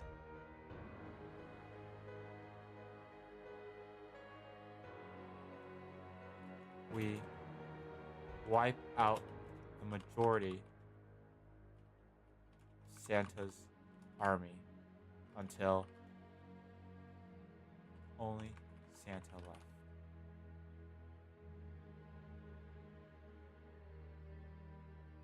Okay, training the AI. Jack Frost and Lysias lead the way as you charge forward and fire an arrow at an unsuspecting Santa. You hit him in the chest and run your sword through his chest cavity. The fighting continues for a few minutes, but in the end, the battle is decisive win for the elves. The only elves that survive are Santa, the two that you shot. Jack Frost and Lysia lead the way as you charge forward and fire an arrow at an unsuspecting Santa. You hit him in the chest and run your sword through his chest cavity.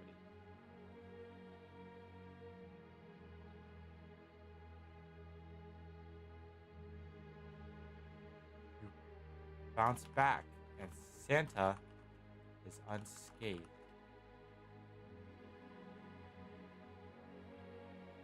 Fire another arrow. Santa blocks with his hand and swings his sack at you. You duck and ram your sword into his back. He falls, and another elf runs up to you. You feel a searing pain in your left calf.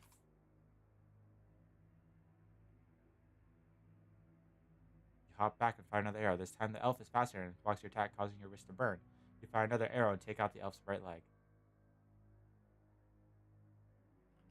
Jeff flanks the elf and beheads him.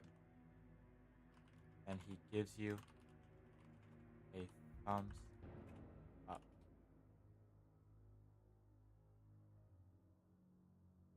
You are victorious. Jack and Lacey charge up to you. You did it, Jack shouts. You freed Crinkle from his bondage of Santa. Thanks to you. No. Thanks to us.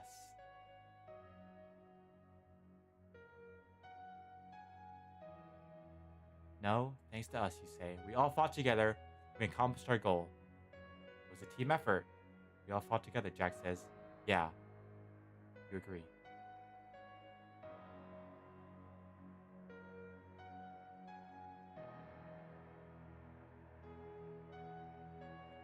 Everyone alive turns home. The bandages.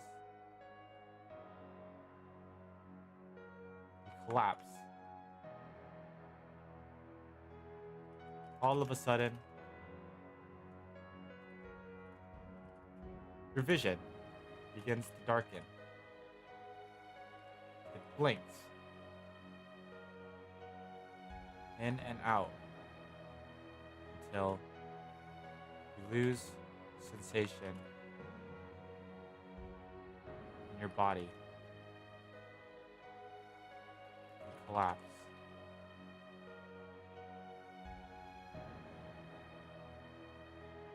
Collapse onto the ground. You okay, Jackass?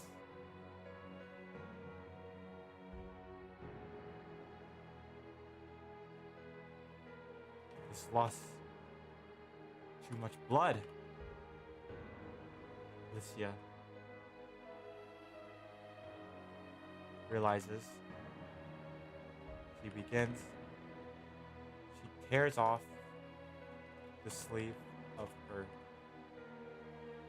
shirt and begins bandaging.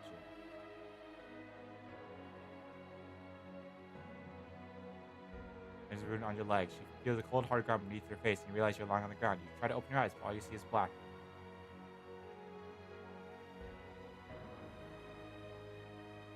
Jack, make some ice cubes. Ice to place on the wound. Alicia orders. We need to get Bill conscious. You hear Jack run off, and Alicia tries to make you conscious. Bill, please wake up. You need to wake up.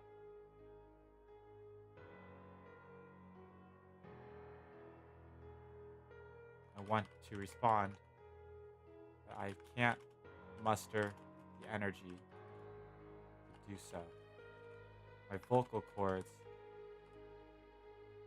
feel like they're tied in knots.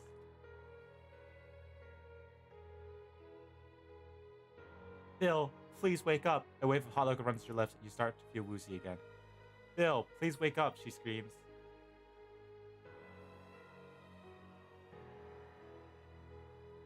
Jeff, begins to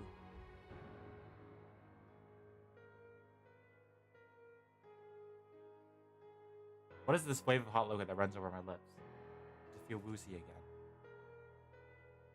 Bill, please wake up, she screams.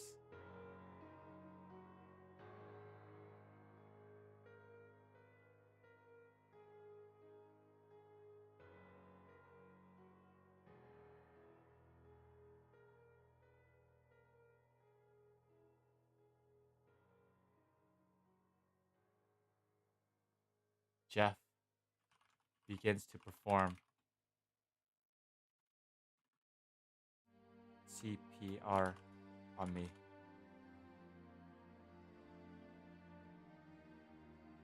But I'm too far gone. I can't even feel my body. You can't fight anymore. You can't win. Lay down and rest and sleep. No. You can't. You have to fight. You have to survive. You have to win this. You hear a voice in the distance yell.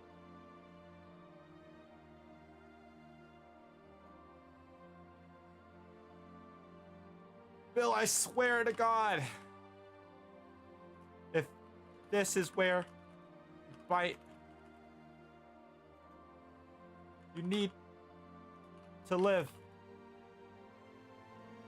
To see the future that you paved the way for.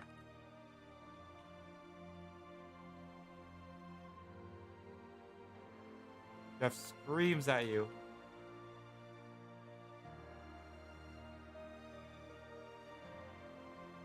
Fight, damn it, fight! You hear a voice cry out, wake up! You have to wake up! You feel a rush of warmth run through your body. Bill, please!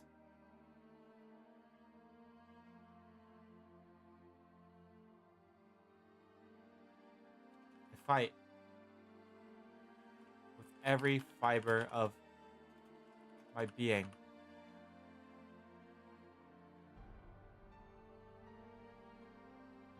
Stay conscious and you fight back. You see a light above you and you feel a pair of lips touching your face. The warmth watches over you again.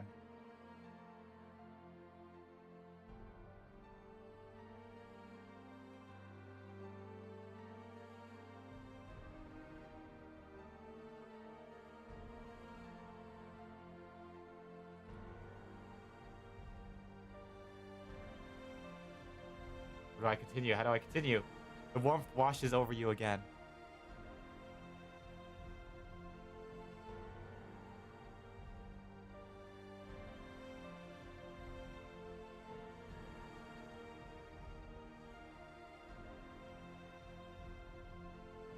See the light above you and you feel a pair of lips touching your face. The warmth washes over you. I feel strength return to my body.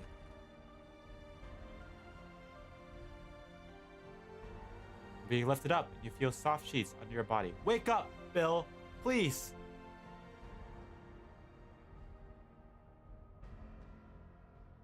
You open your eyes just slightly,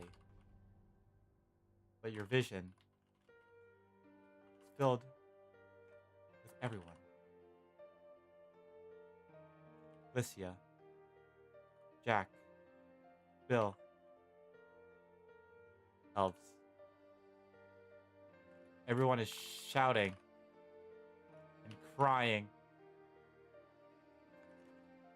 clutching each other.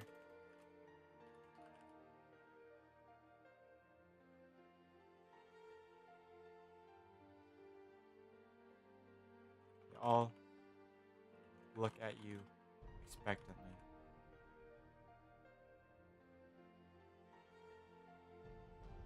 They all watch you in hope, shock,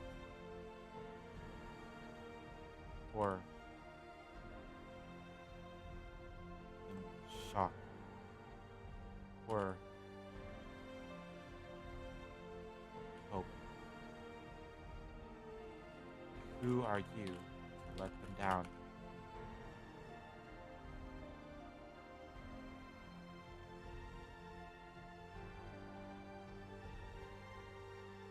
Open your eyes just slightly, but your vision is filled with everyone.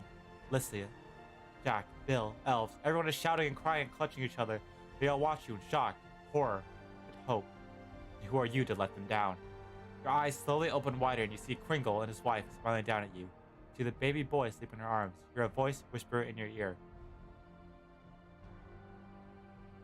This is what you fought for. Thank you, Bill. Oh, God damn it. Wake up!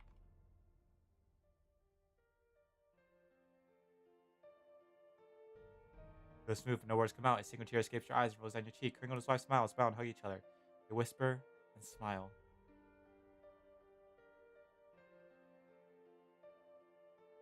His name is Bill. They say. After you, the hero of Kringle.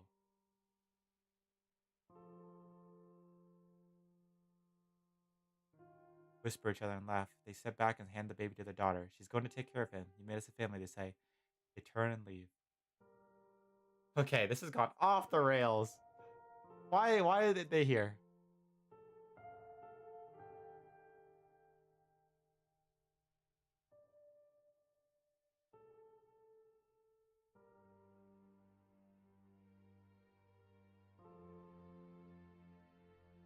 Prop me up.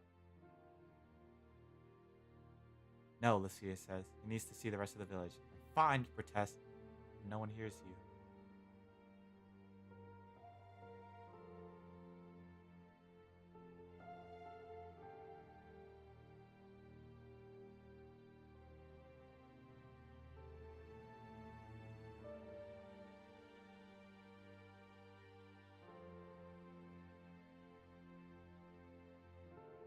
Okay, wait, I'm gonna rewind a little bit. It just is not adding up.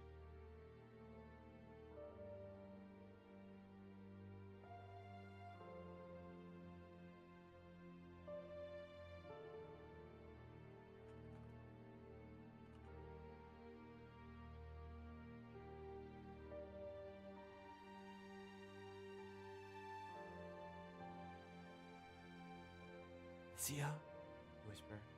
Yes, yes. I love you. I love you too, she whispers and kisses you on the lips. What? What happened to Jeff? Jeff is the one who made out with me. He gave me CPR. Is the baby? What baby? Hello? There was a baby? Who let Licia fight?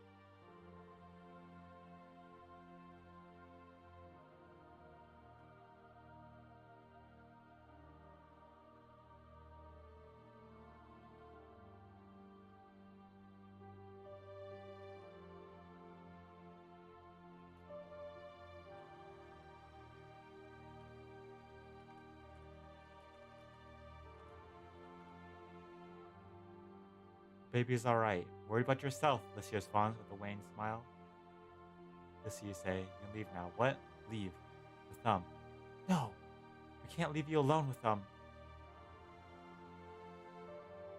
What am I saying? I want to live?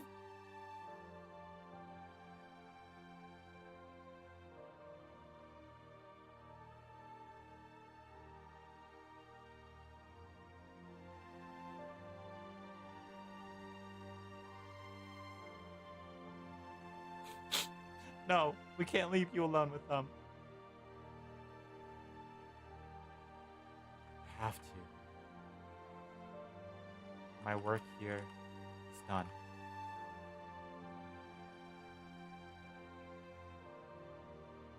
No, you can't. I need you. I need you to kill the naughty helpers. Licia, you have to leave. You can't stay. They'll kill you.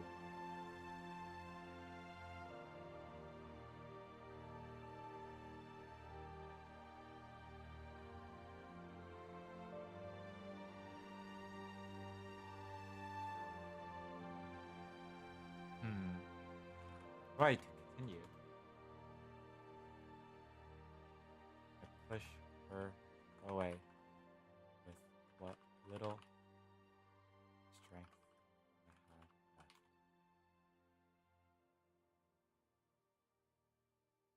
She can't stay here. She can't fight them. I don't want her to die. I see her face filled with tears as Jeff pulls her away from me. They look good together.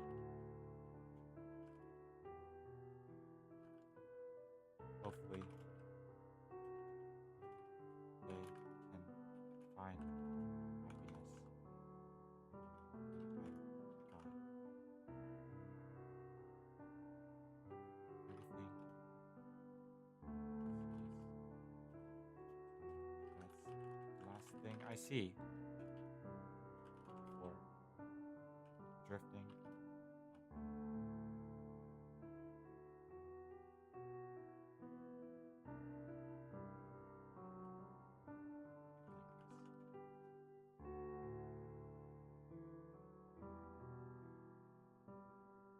But again, this time I don't fight it. I just embrace it. When I open my eyes, I'm surrounded by darkness again.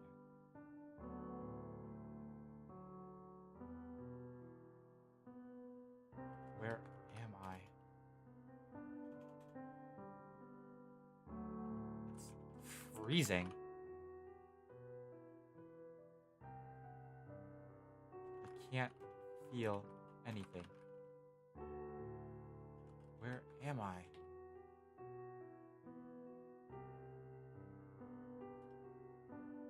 I ask.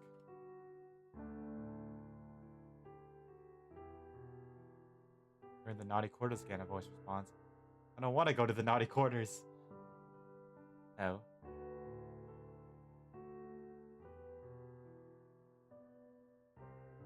I hear voices in the darkness. I hear muffled voices in the darkness.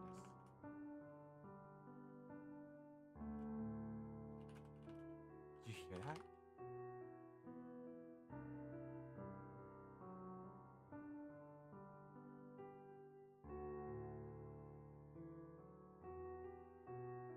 Okay, we're going off the rails here.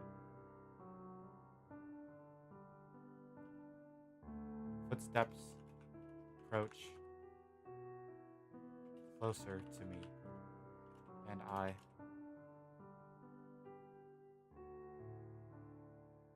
close my eyes, and I stay as still as possible. Then light floods.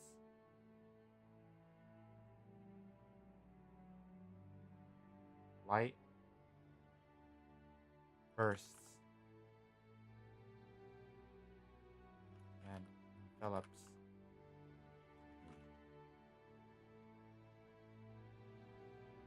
There is a sharp pain behind my eyes.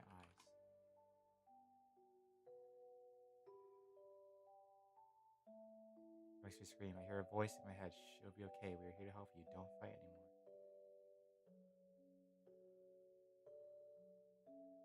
My eyes adjust to light, and familiar faces begin to form. Licia, Jack, Jeff.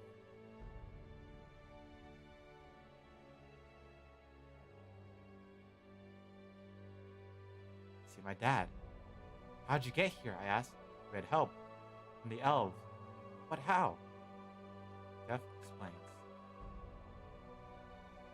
You really thought we were gonna leave you? Jack froze. Her entire body. And the elves helped carry you back here. We we didn't know if it'd work, but it was the chance, only option we had.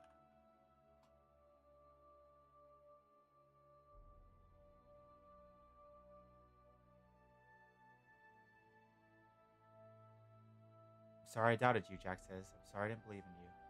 I didn't either, Jeff says.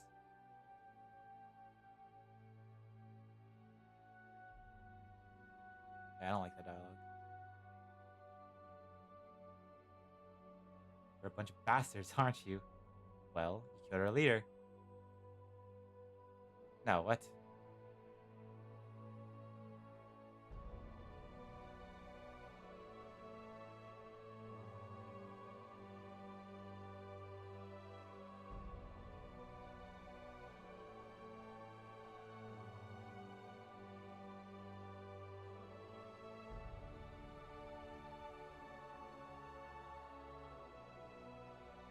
You would have done the same if you were us, Jack says. We couldn't leave you behind, but I.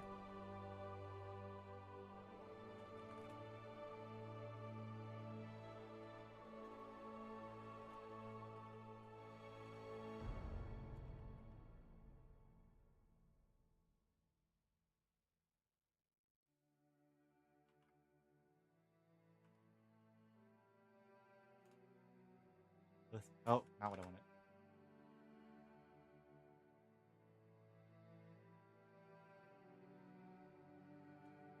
Before I can finish.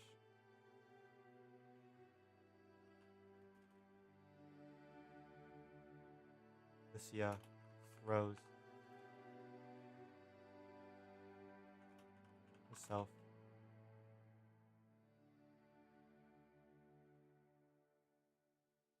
leans, throws herself and lays on my throws herself over me.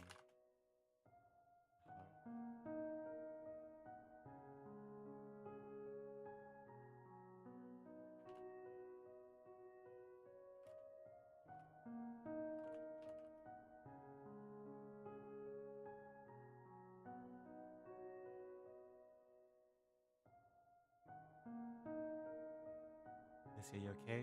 You're right. I couldn't have done it. I couldn't have left you. I love you.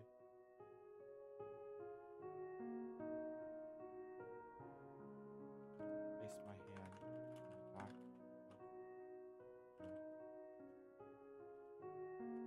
Place my numb hand on the back of her head. Run fingers through her hair.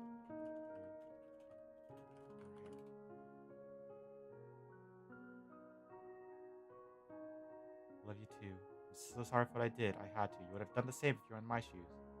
I know that now.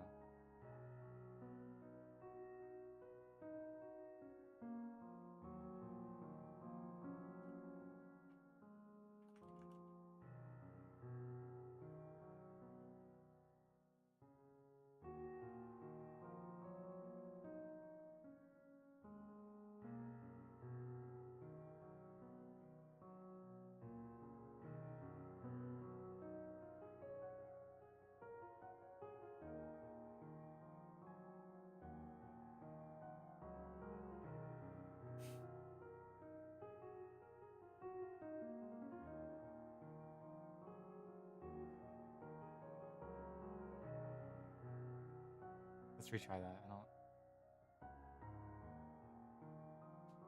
love you too. She pulls away from my touch. We've lost too much. I don't want to lose you.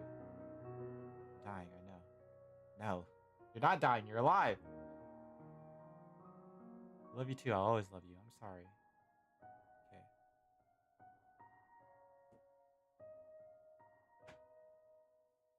I stay like that for a long time. I don't want to move. I don't want to risk losing her again. She leans into me and her hair mostly falls over my face.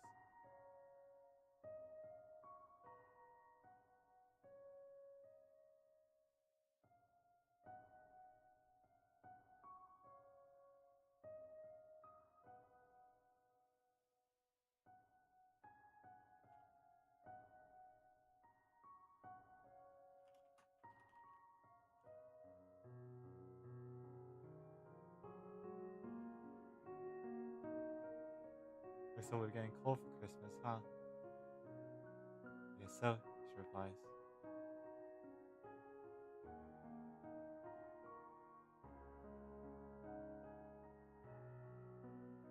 Yeah.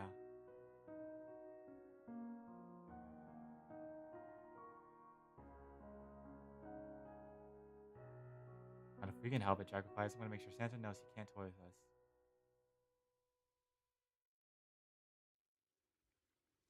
Santa's dead. Yeah.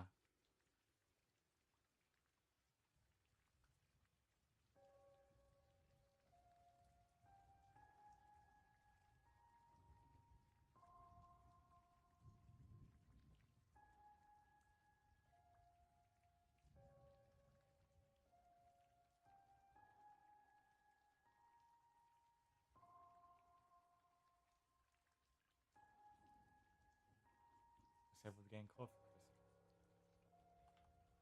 Let's get chuckle.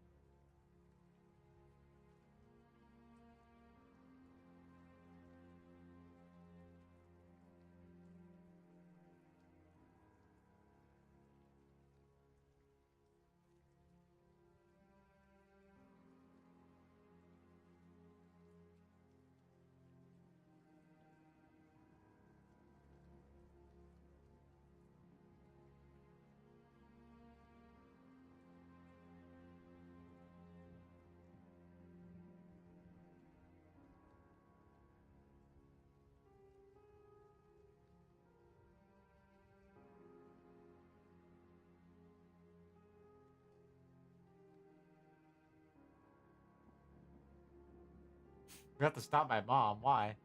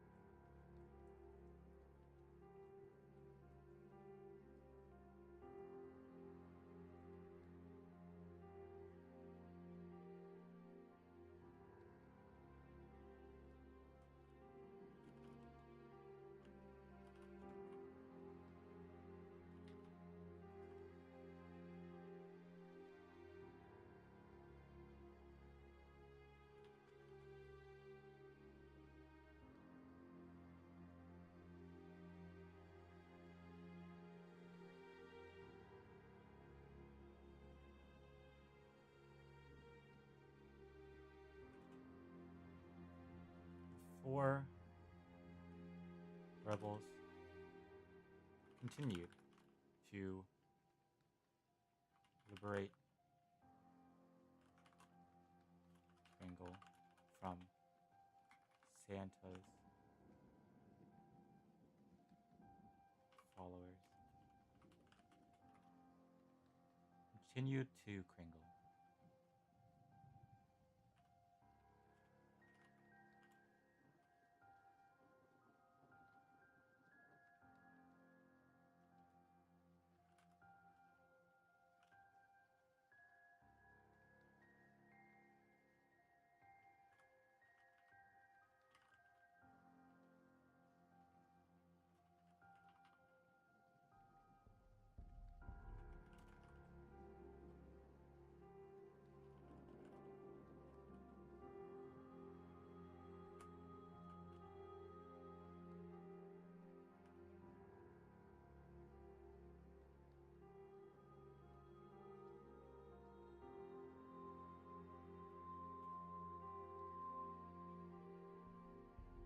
Santa liberate Kringle from Santa's prisoners.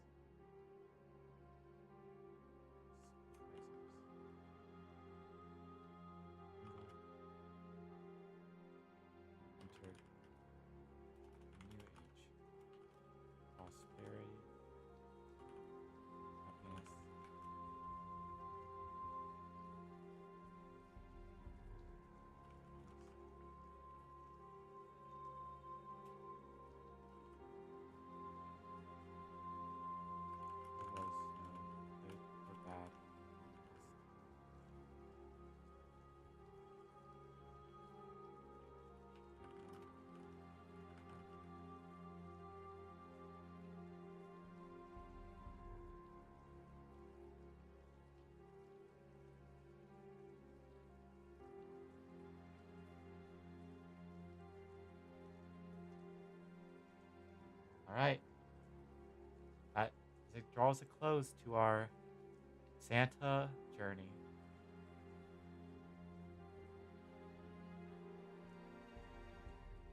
What a crazy story.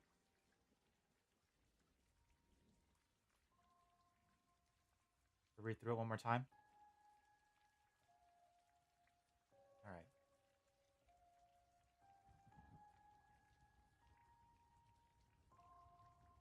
Let's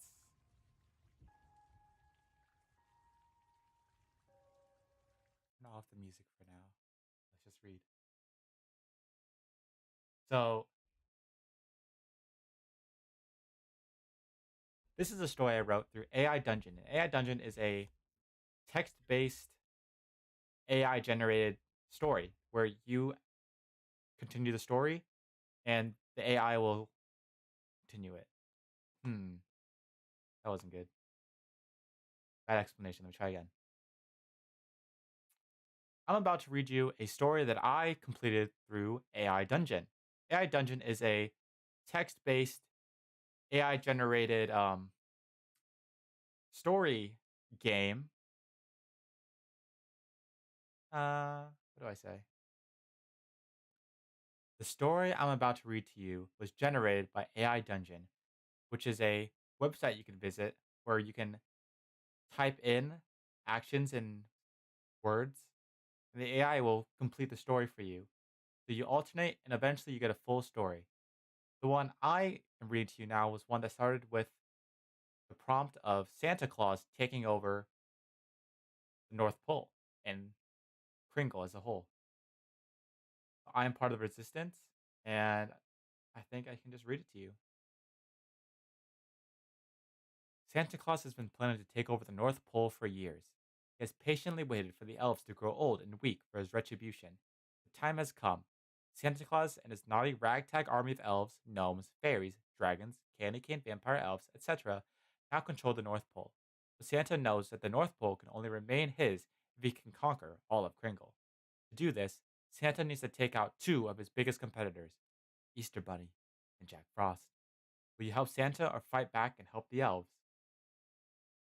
You are Bill, a male rogue fighting against evil Santa Claus. You've stood against Santa for years, but this year is your final chance to take the North Pole back from Santa. You grab your weapon and attack the elves, fairies, and gnomes fighting on the side of evil Santa. You hack and slash your way through the hordes of monsters to get to the North Pole leaders. What? I'm fighting against evil Santa. Why am I fighting on the side of evil Santa? Okay. So the AI is a little not great sometimes. But we go on. We go next. You are Bill, a male rogue fighting against evil Santa Claus. You've stood against Santa for years, but this year is your final chance to take the North Pole back from Santa. You grab your weapon and attack the elves, fairies, gnomes, and fighting on the side. And gnome. Oh, I'm stupid.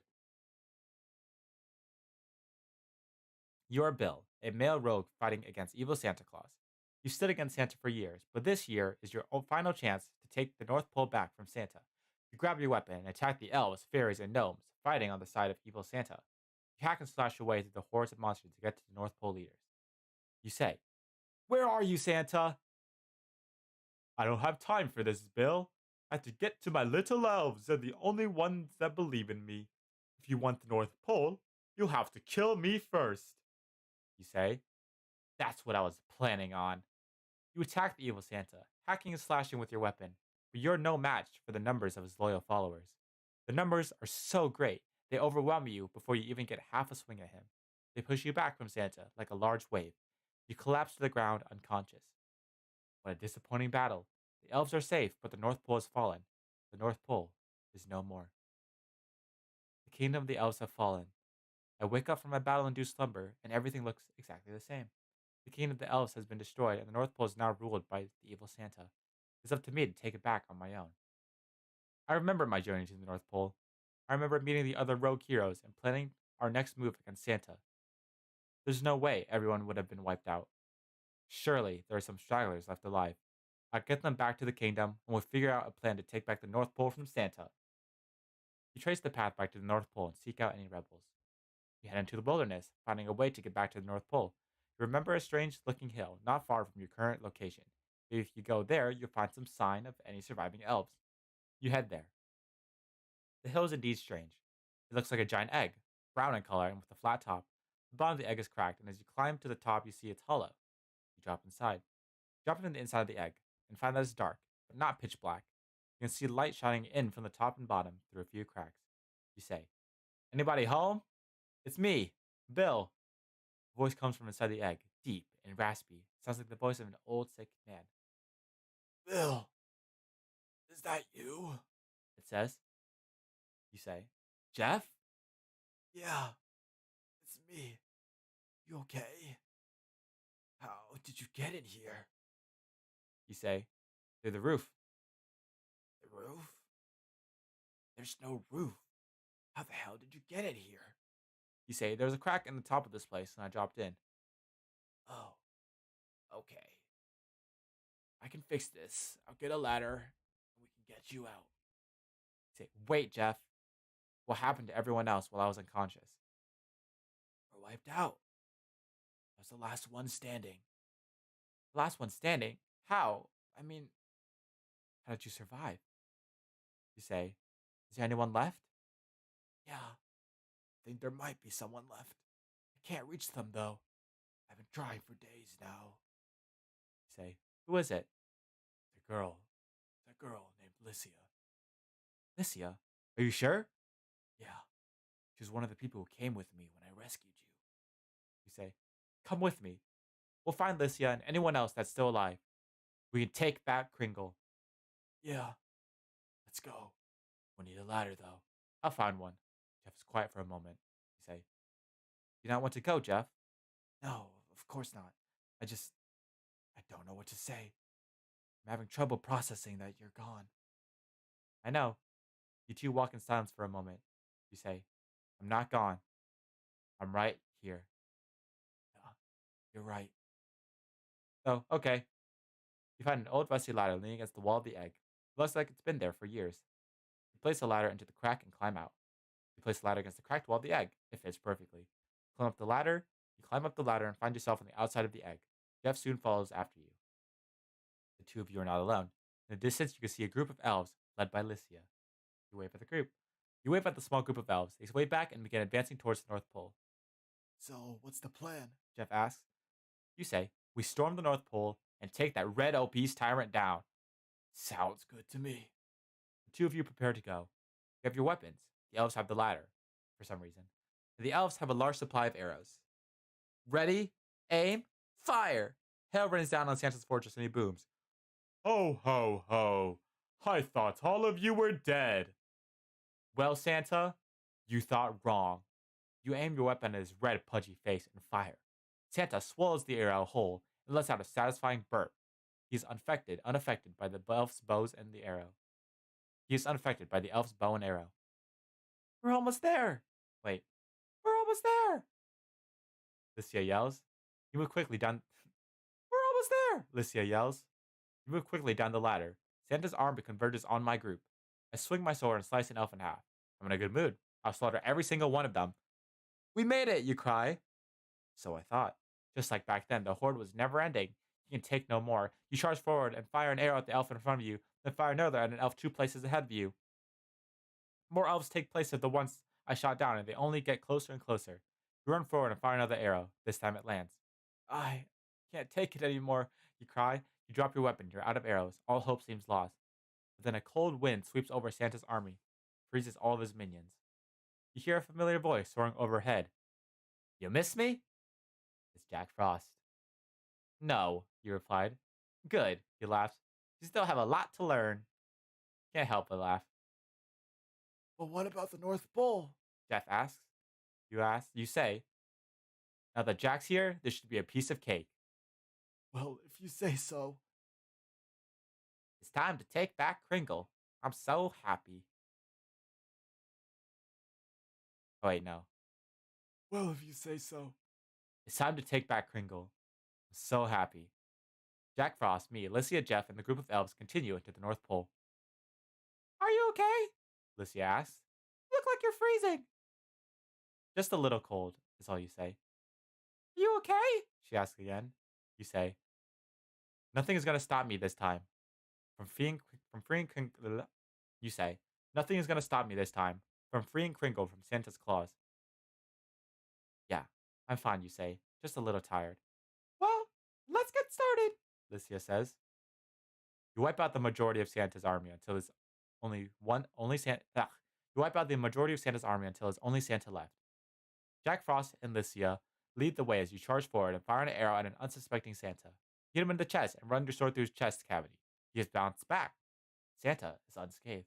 You fire another arrow. Santa blocks it with his hand and swings his sack at you. You duck. What type of sack? Santa blocks it with his hand and swings his sack at you. You duck and ram your sword into his back. He falls and another elf runs up to you. You feel a searing pain in your left calf. You hop back and fire another arrow. This time the elf is faster and he blocks your attack, causing your wrist to burn. You fire another arrow and take out the elf's right leg. Jeff flanks the elf and beheads him. It gives you a thumbs up. You are victorious.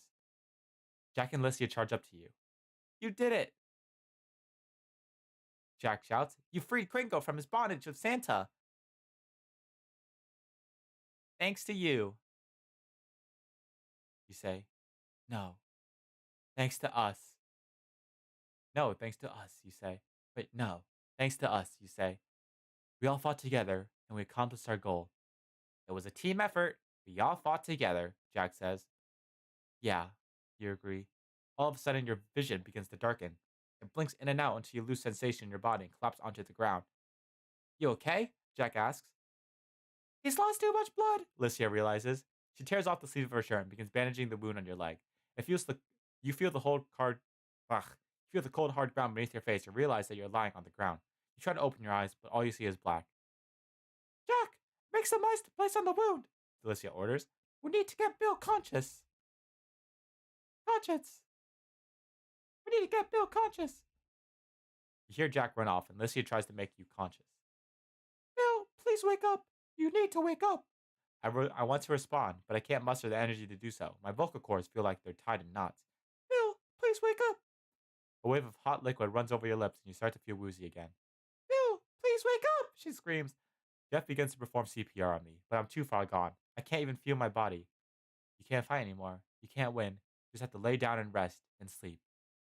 No, you can't. You have to fight. You have to survive. You have to win. You hear a voice in the distance yell, Bill, I swear to God, you need to live to see the future that you paved the way for. Jeff screams at you. Fight, damn it, fight. You hear a voice cry out, wake up! You have to wake up! You feel a rush of warmth run through your body. Bill, please! I fight with every fiber of my being to stay conscious. And you fight back. You see a light above you and you feel a pair of lips touching your face. The warmth washes over you again. I feel some strength return to my body, being lifted up, and you feel soft sheets under your body. Wake up, Bill, please!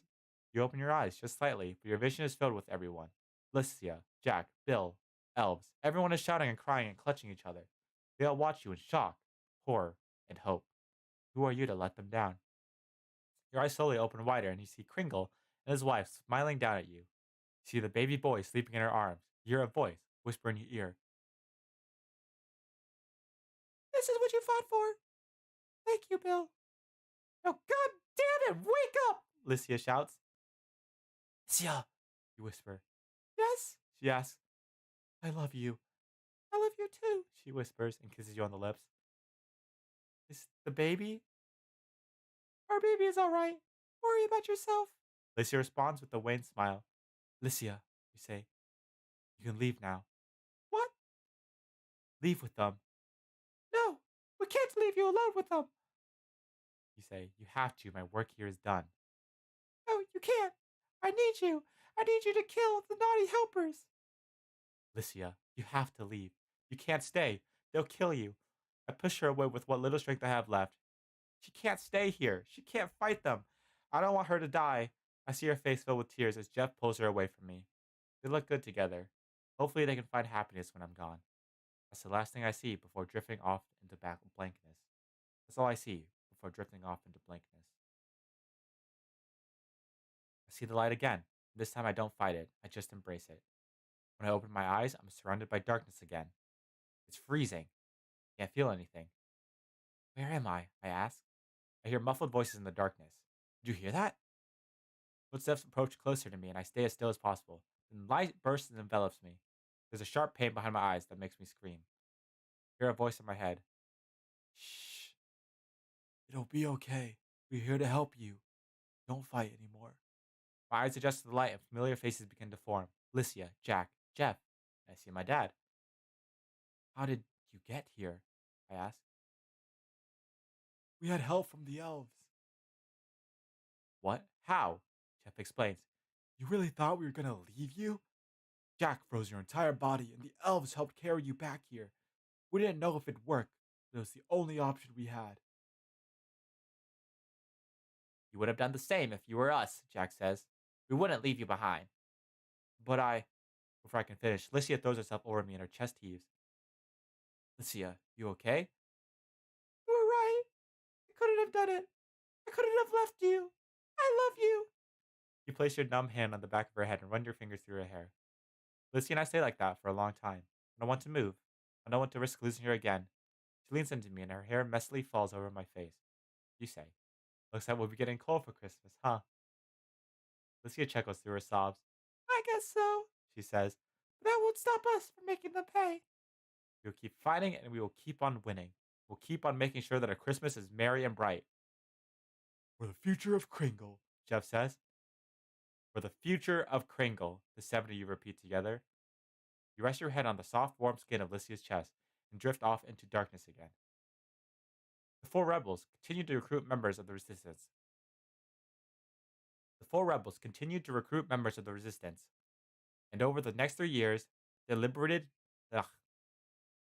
The four rebels continued to recruit members of the resistance, and over the next 3 years, they liberated Kringle from Santa's sympathizers.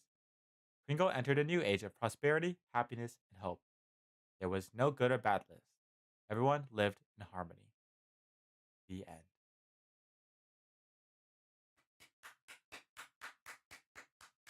Not too shabby for AI generated story. There's some parts where I had to like take liberties and like take over where I wanted to head, but for the most part, the AI did a pretty good job. Impressed. Well, that's the end of this stream. That seems like a pretty good spot to end it. I could have easily made this character die, but I already did that in the last one, so I feel like I needed to change it up a little bit. And I'm happy where it ended up. Happy ending for the citizens of Crinkle. With that being said, I will end stream here. Again, I've been Scratch. It's been a pleasure. See ya.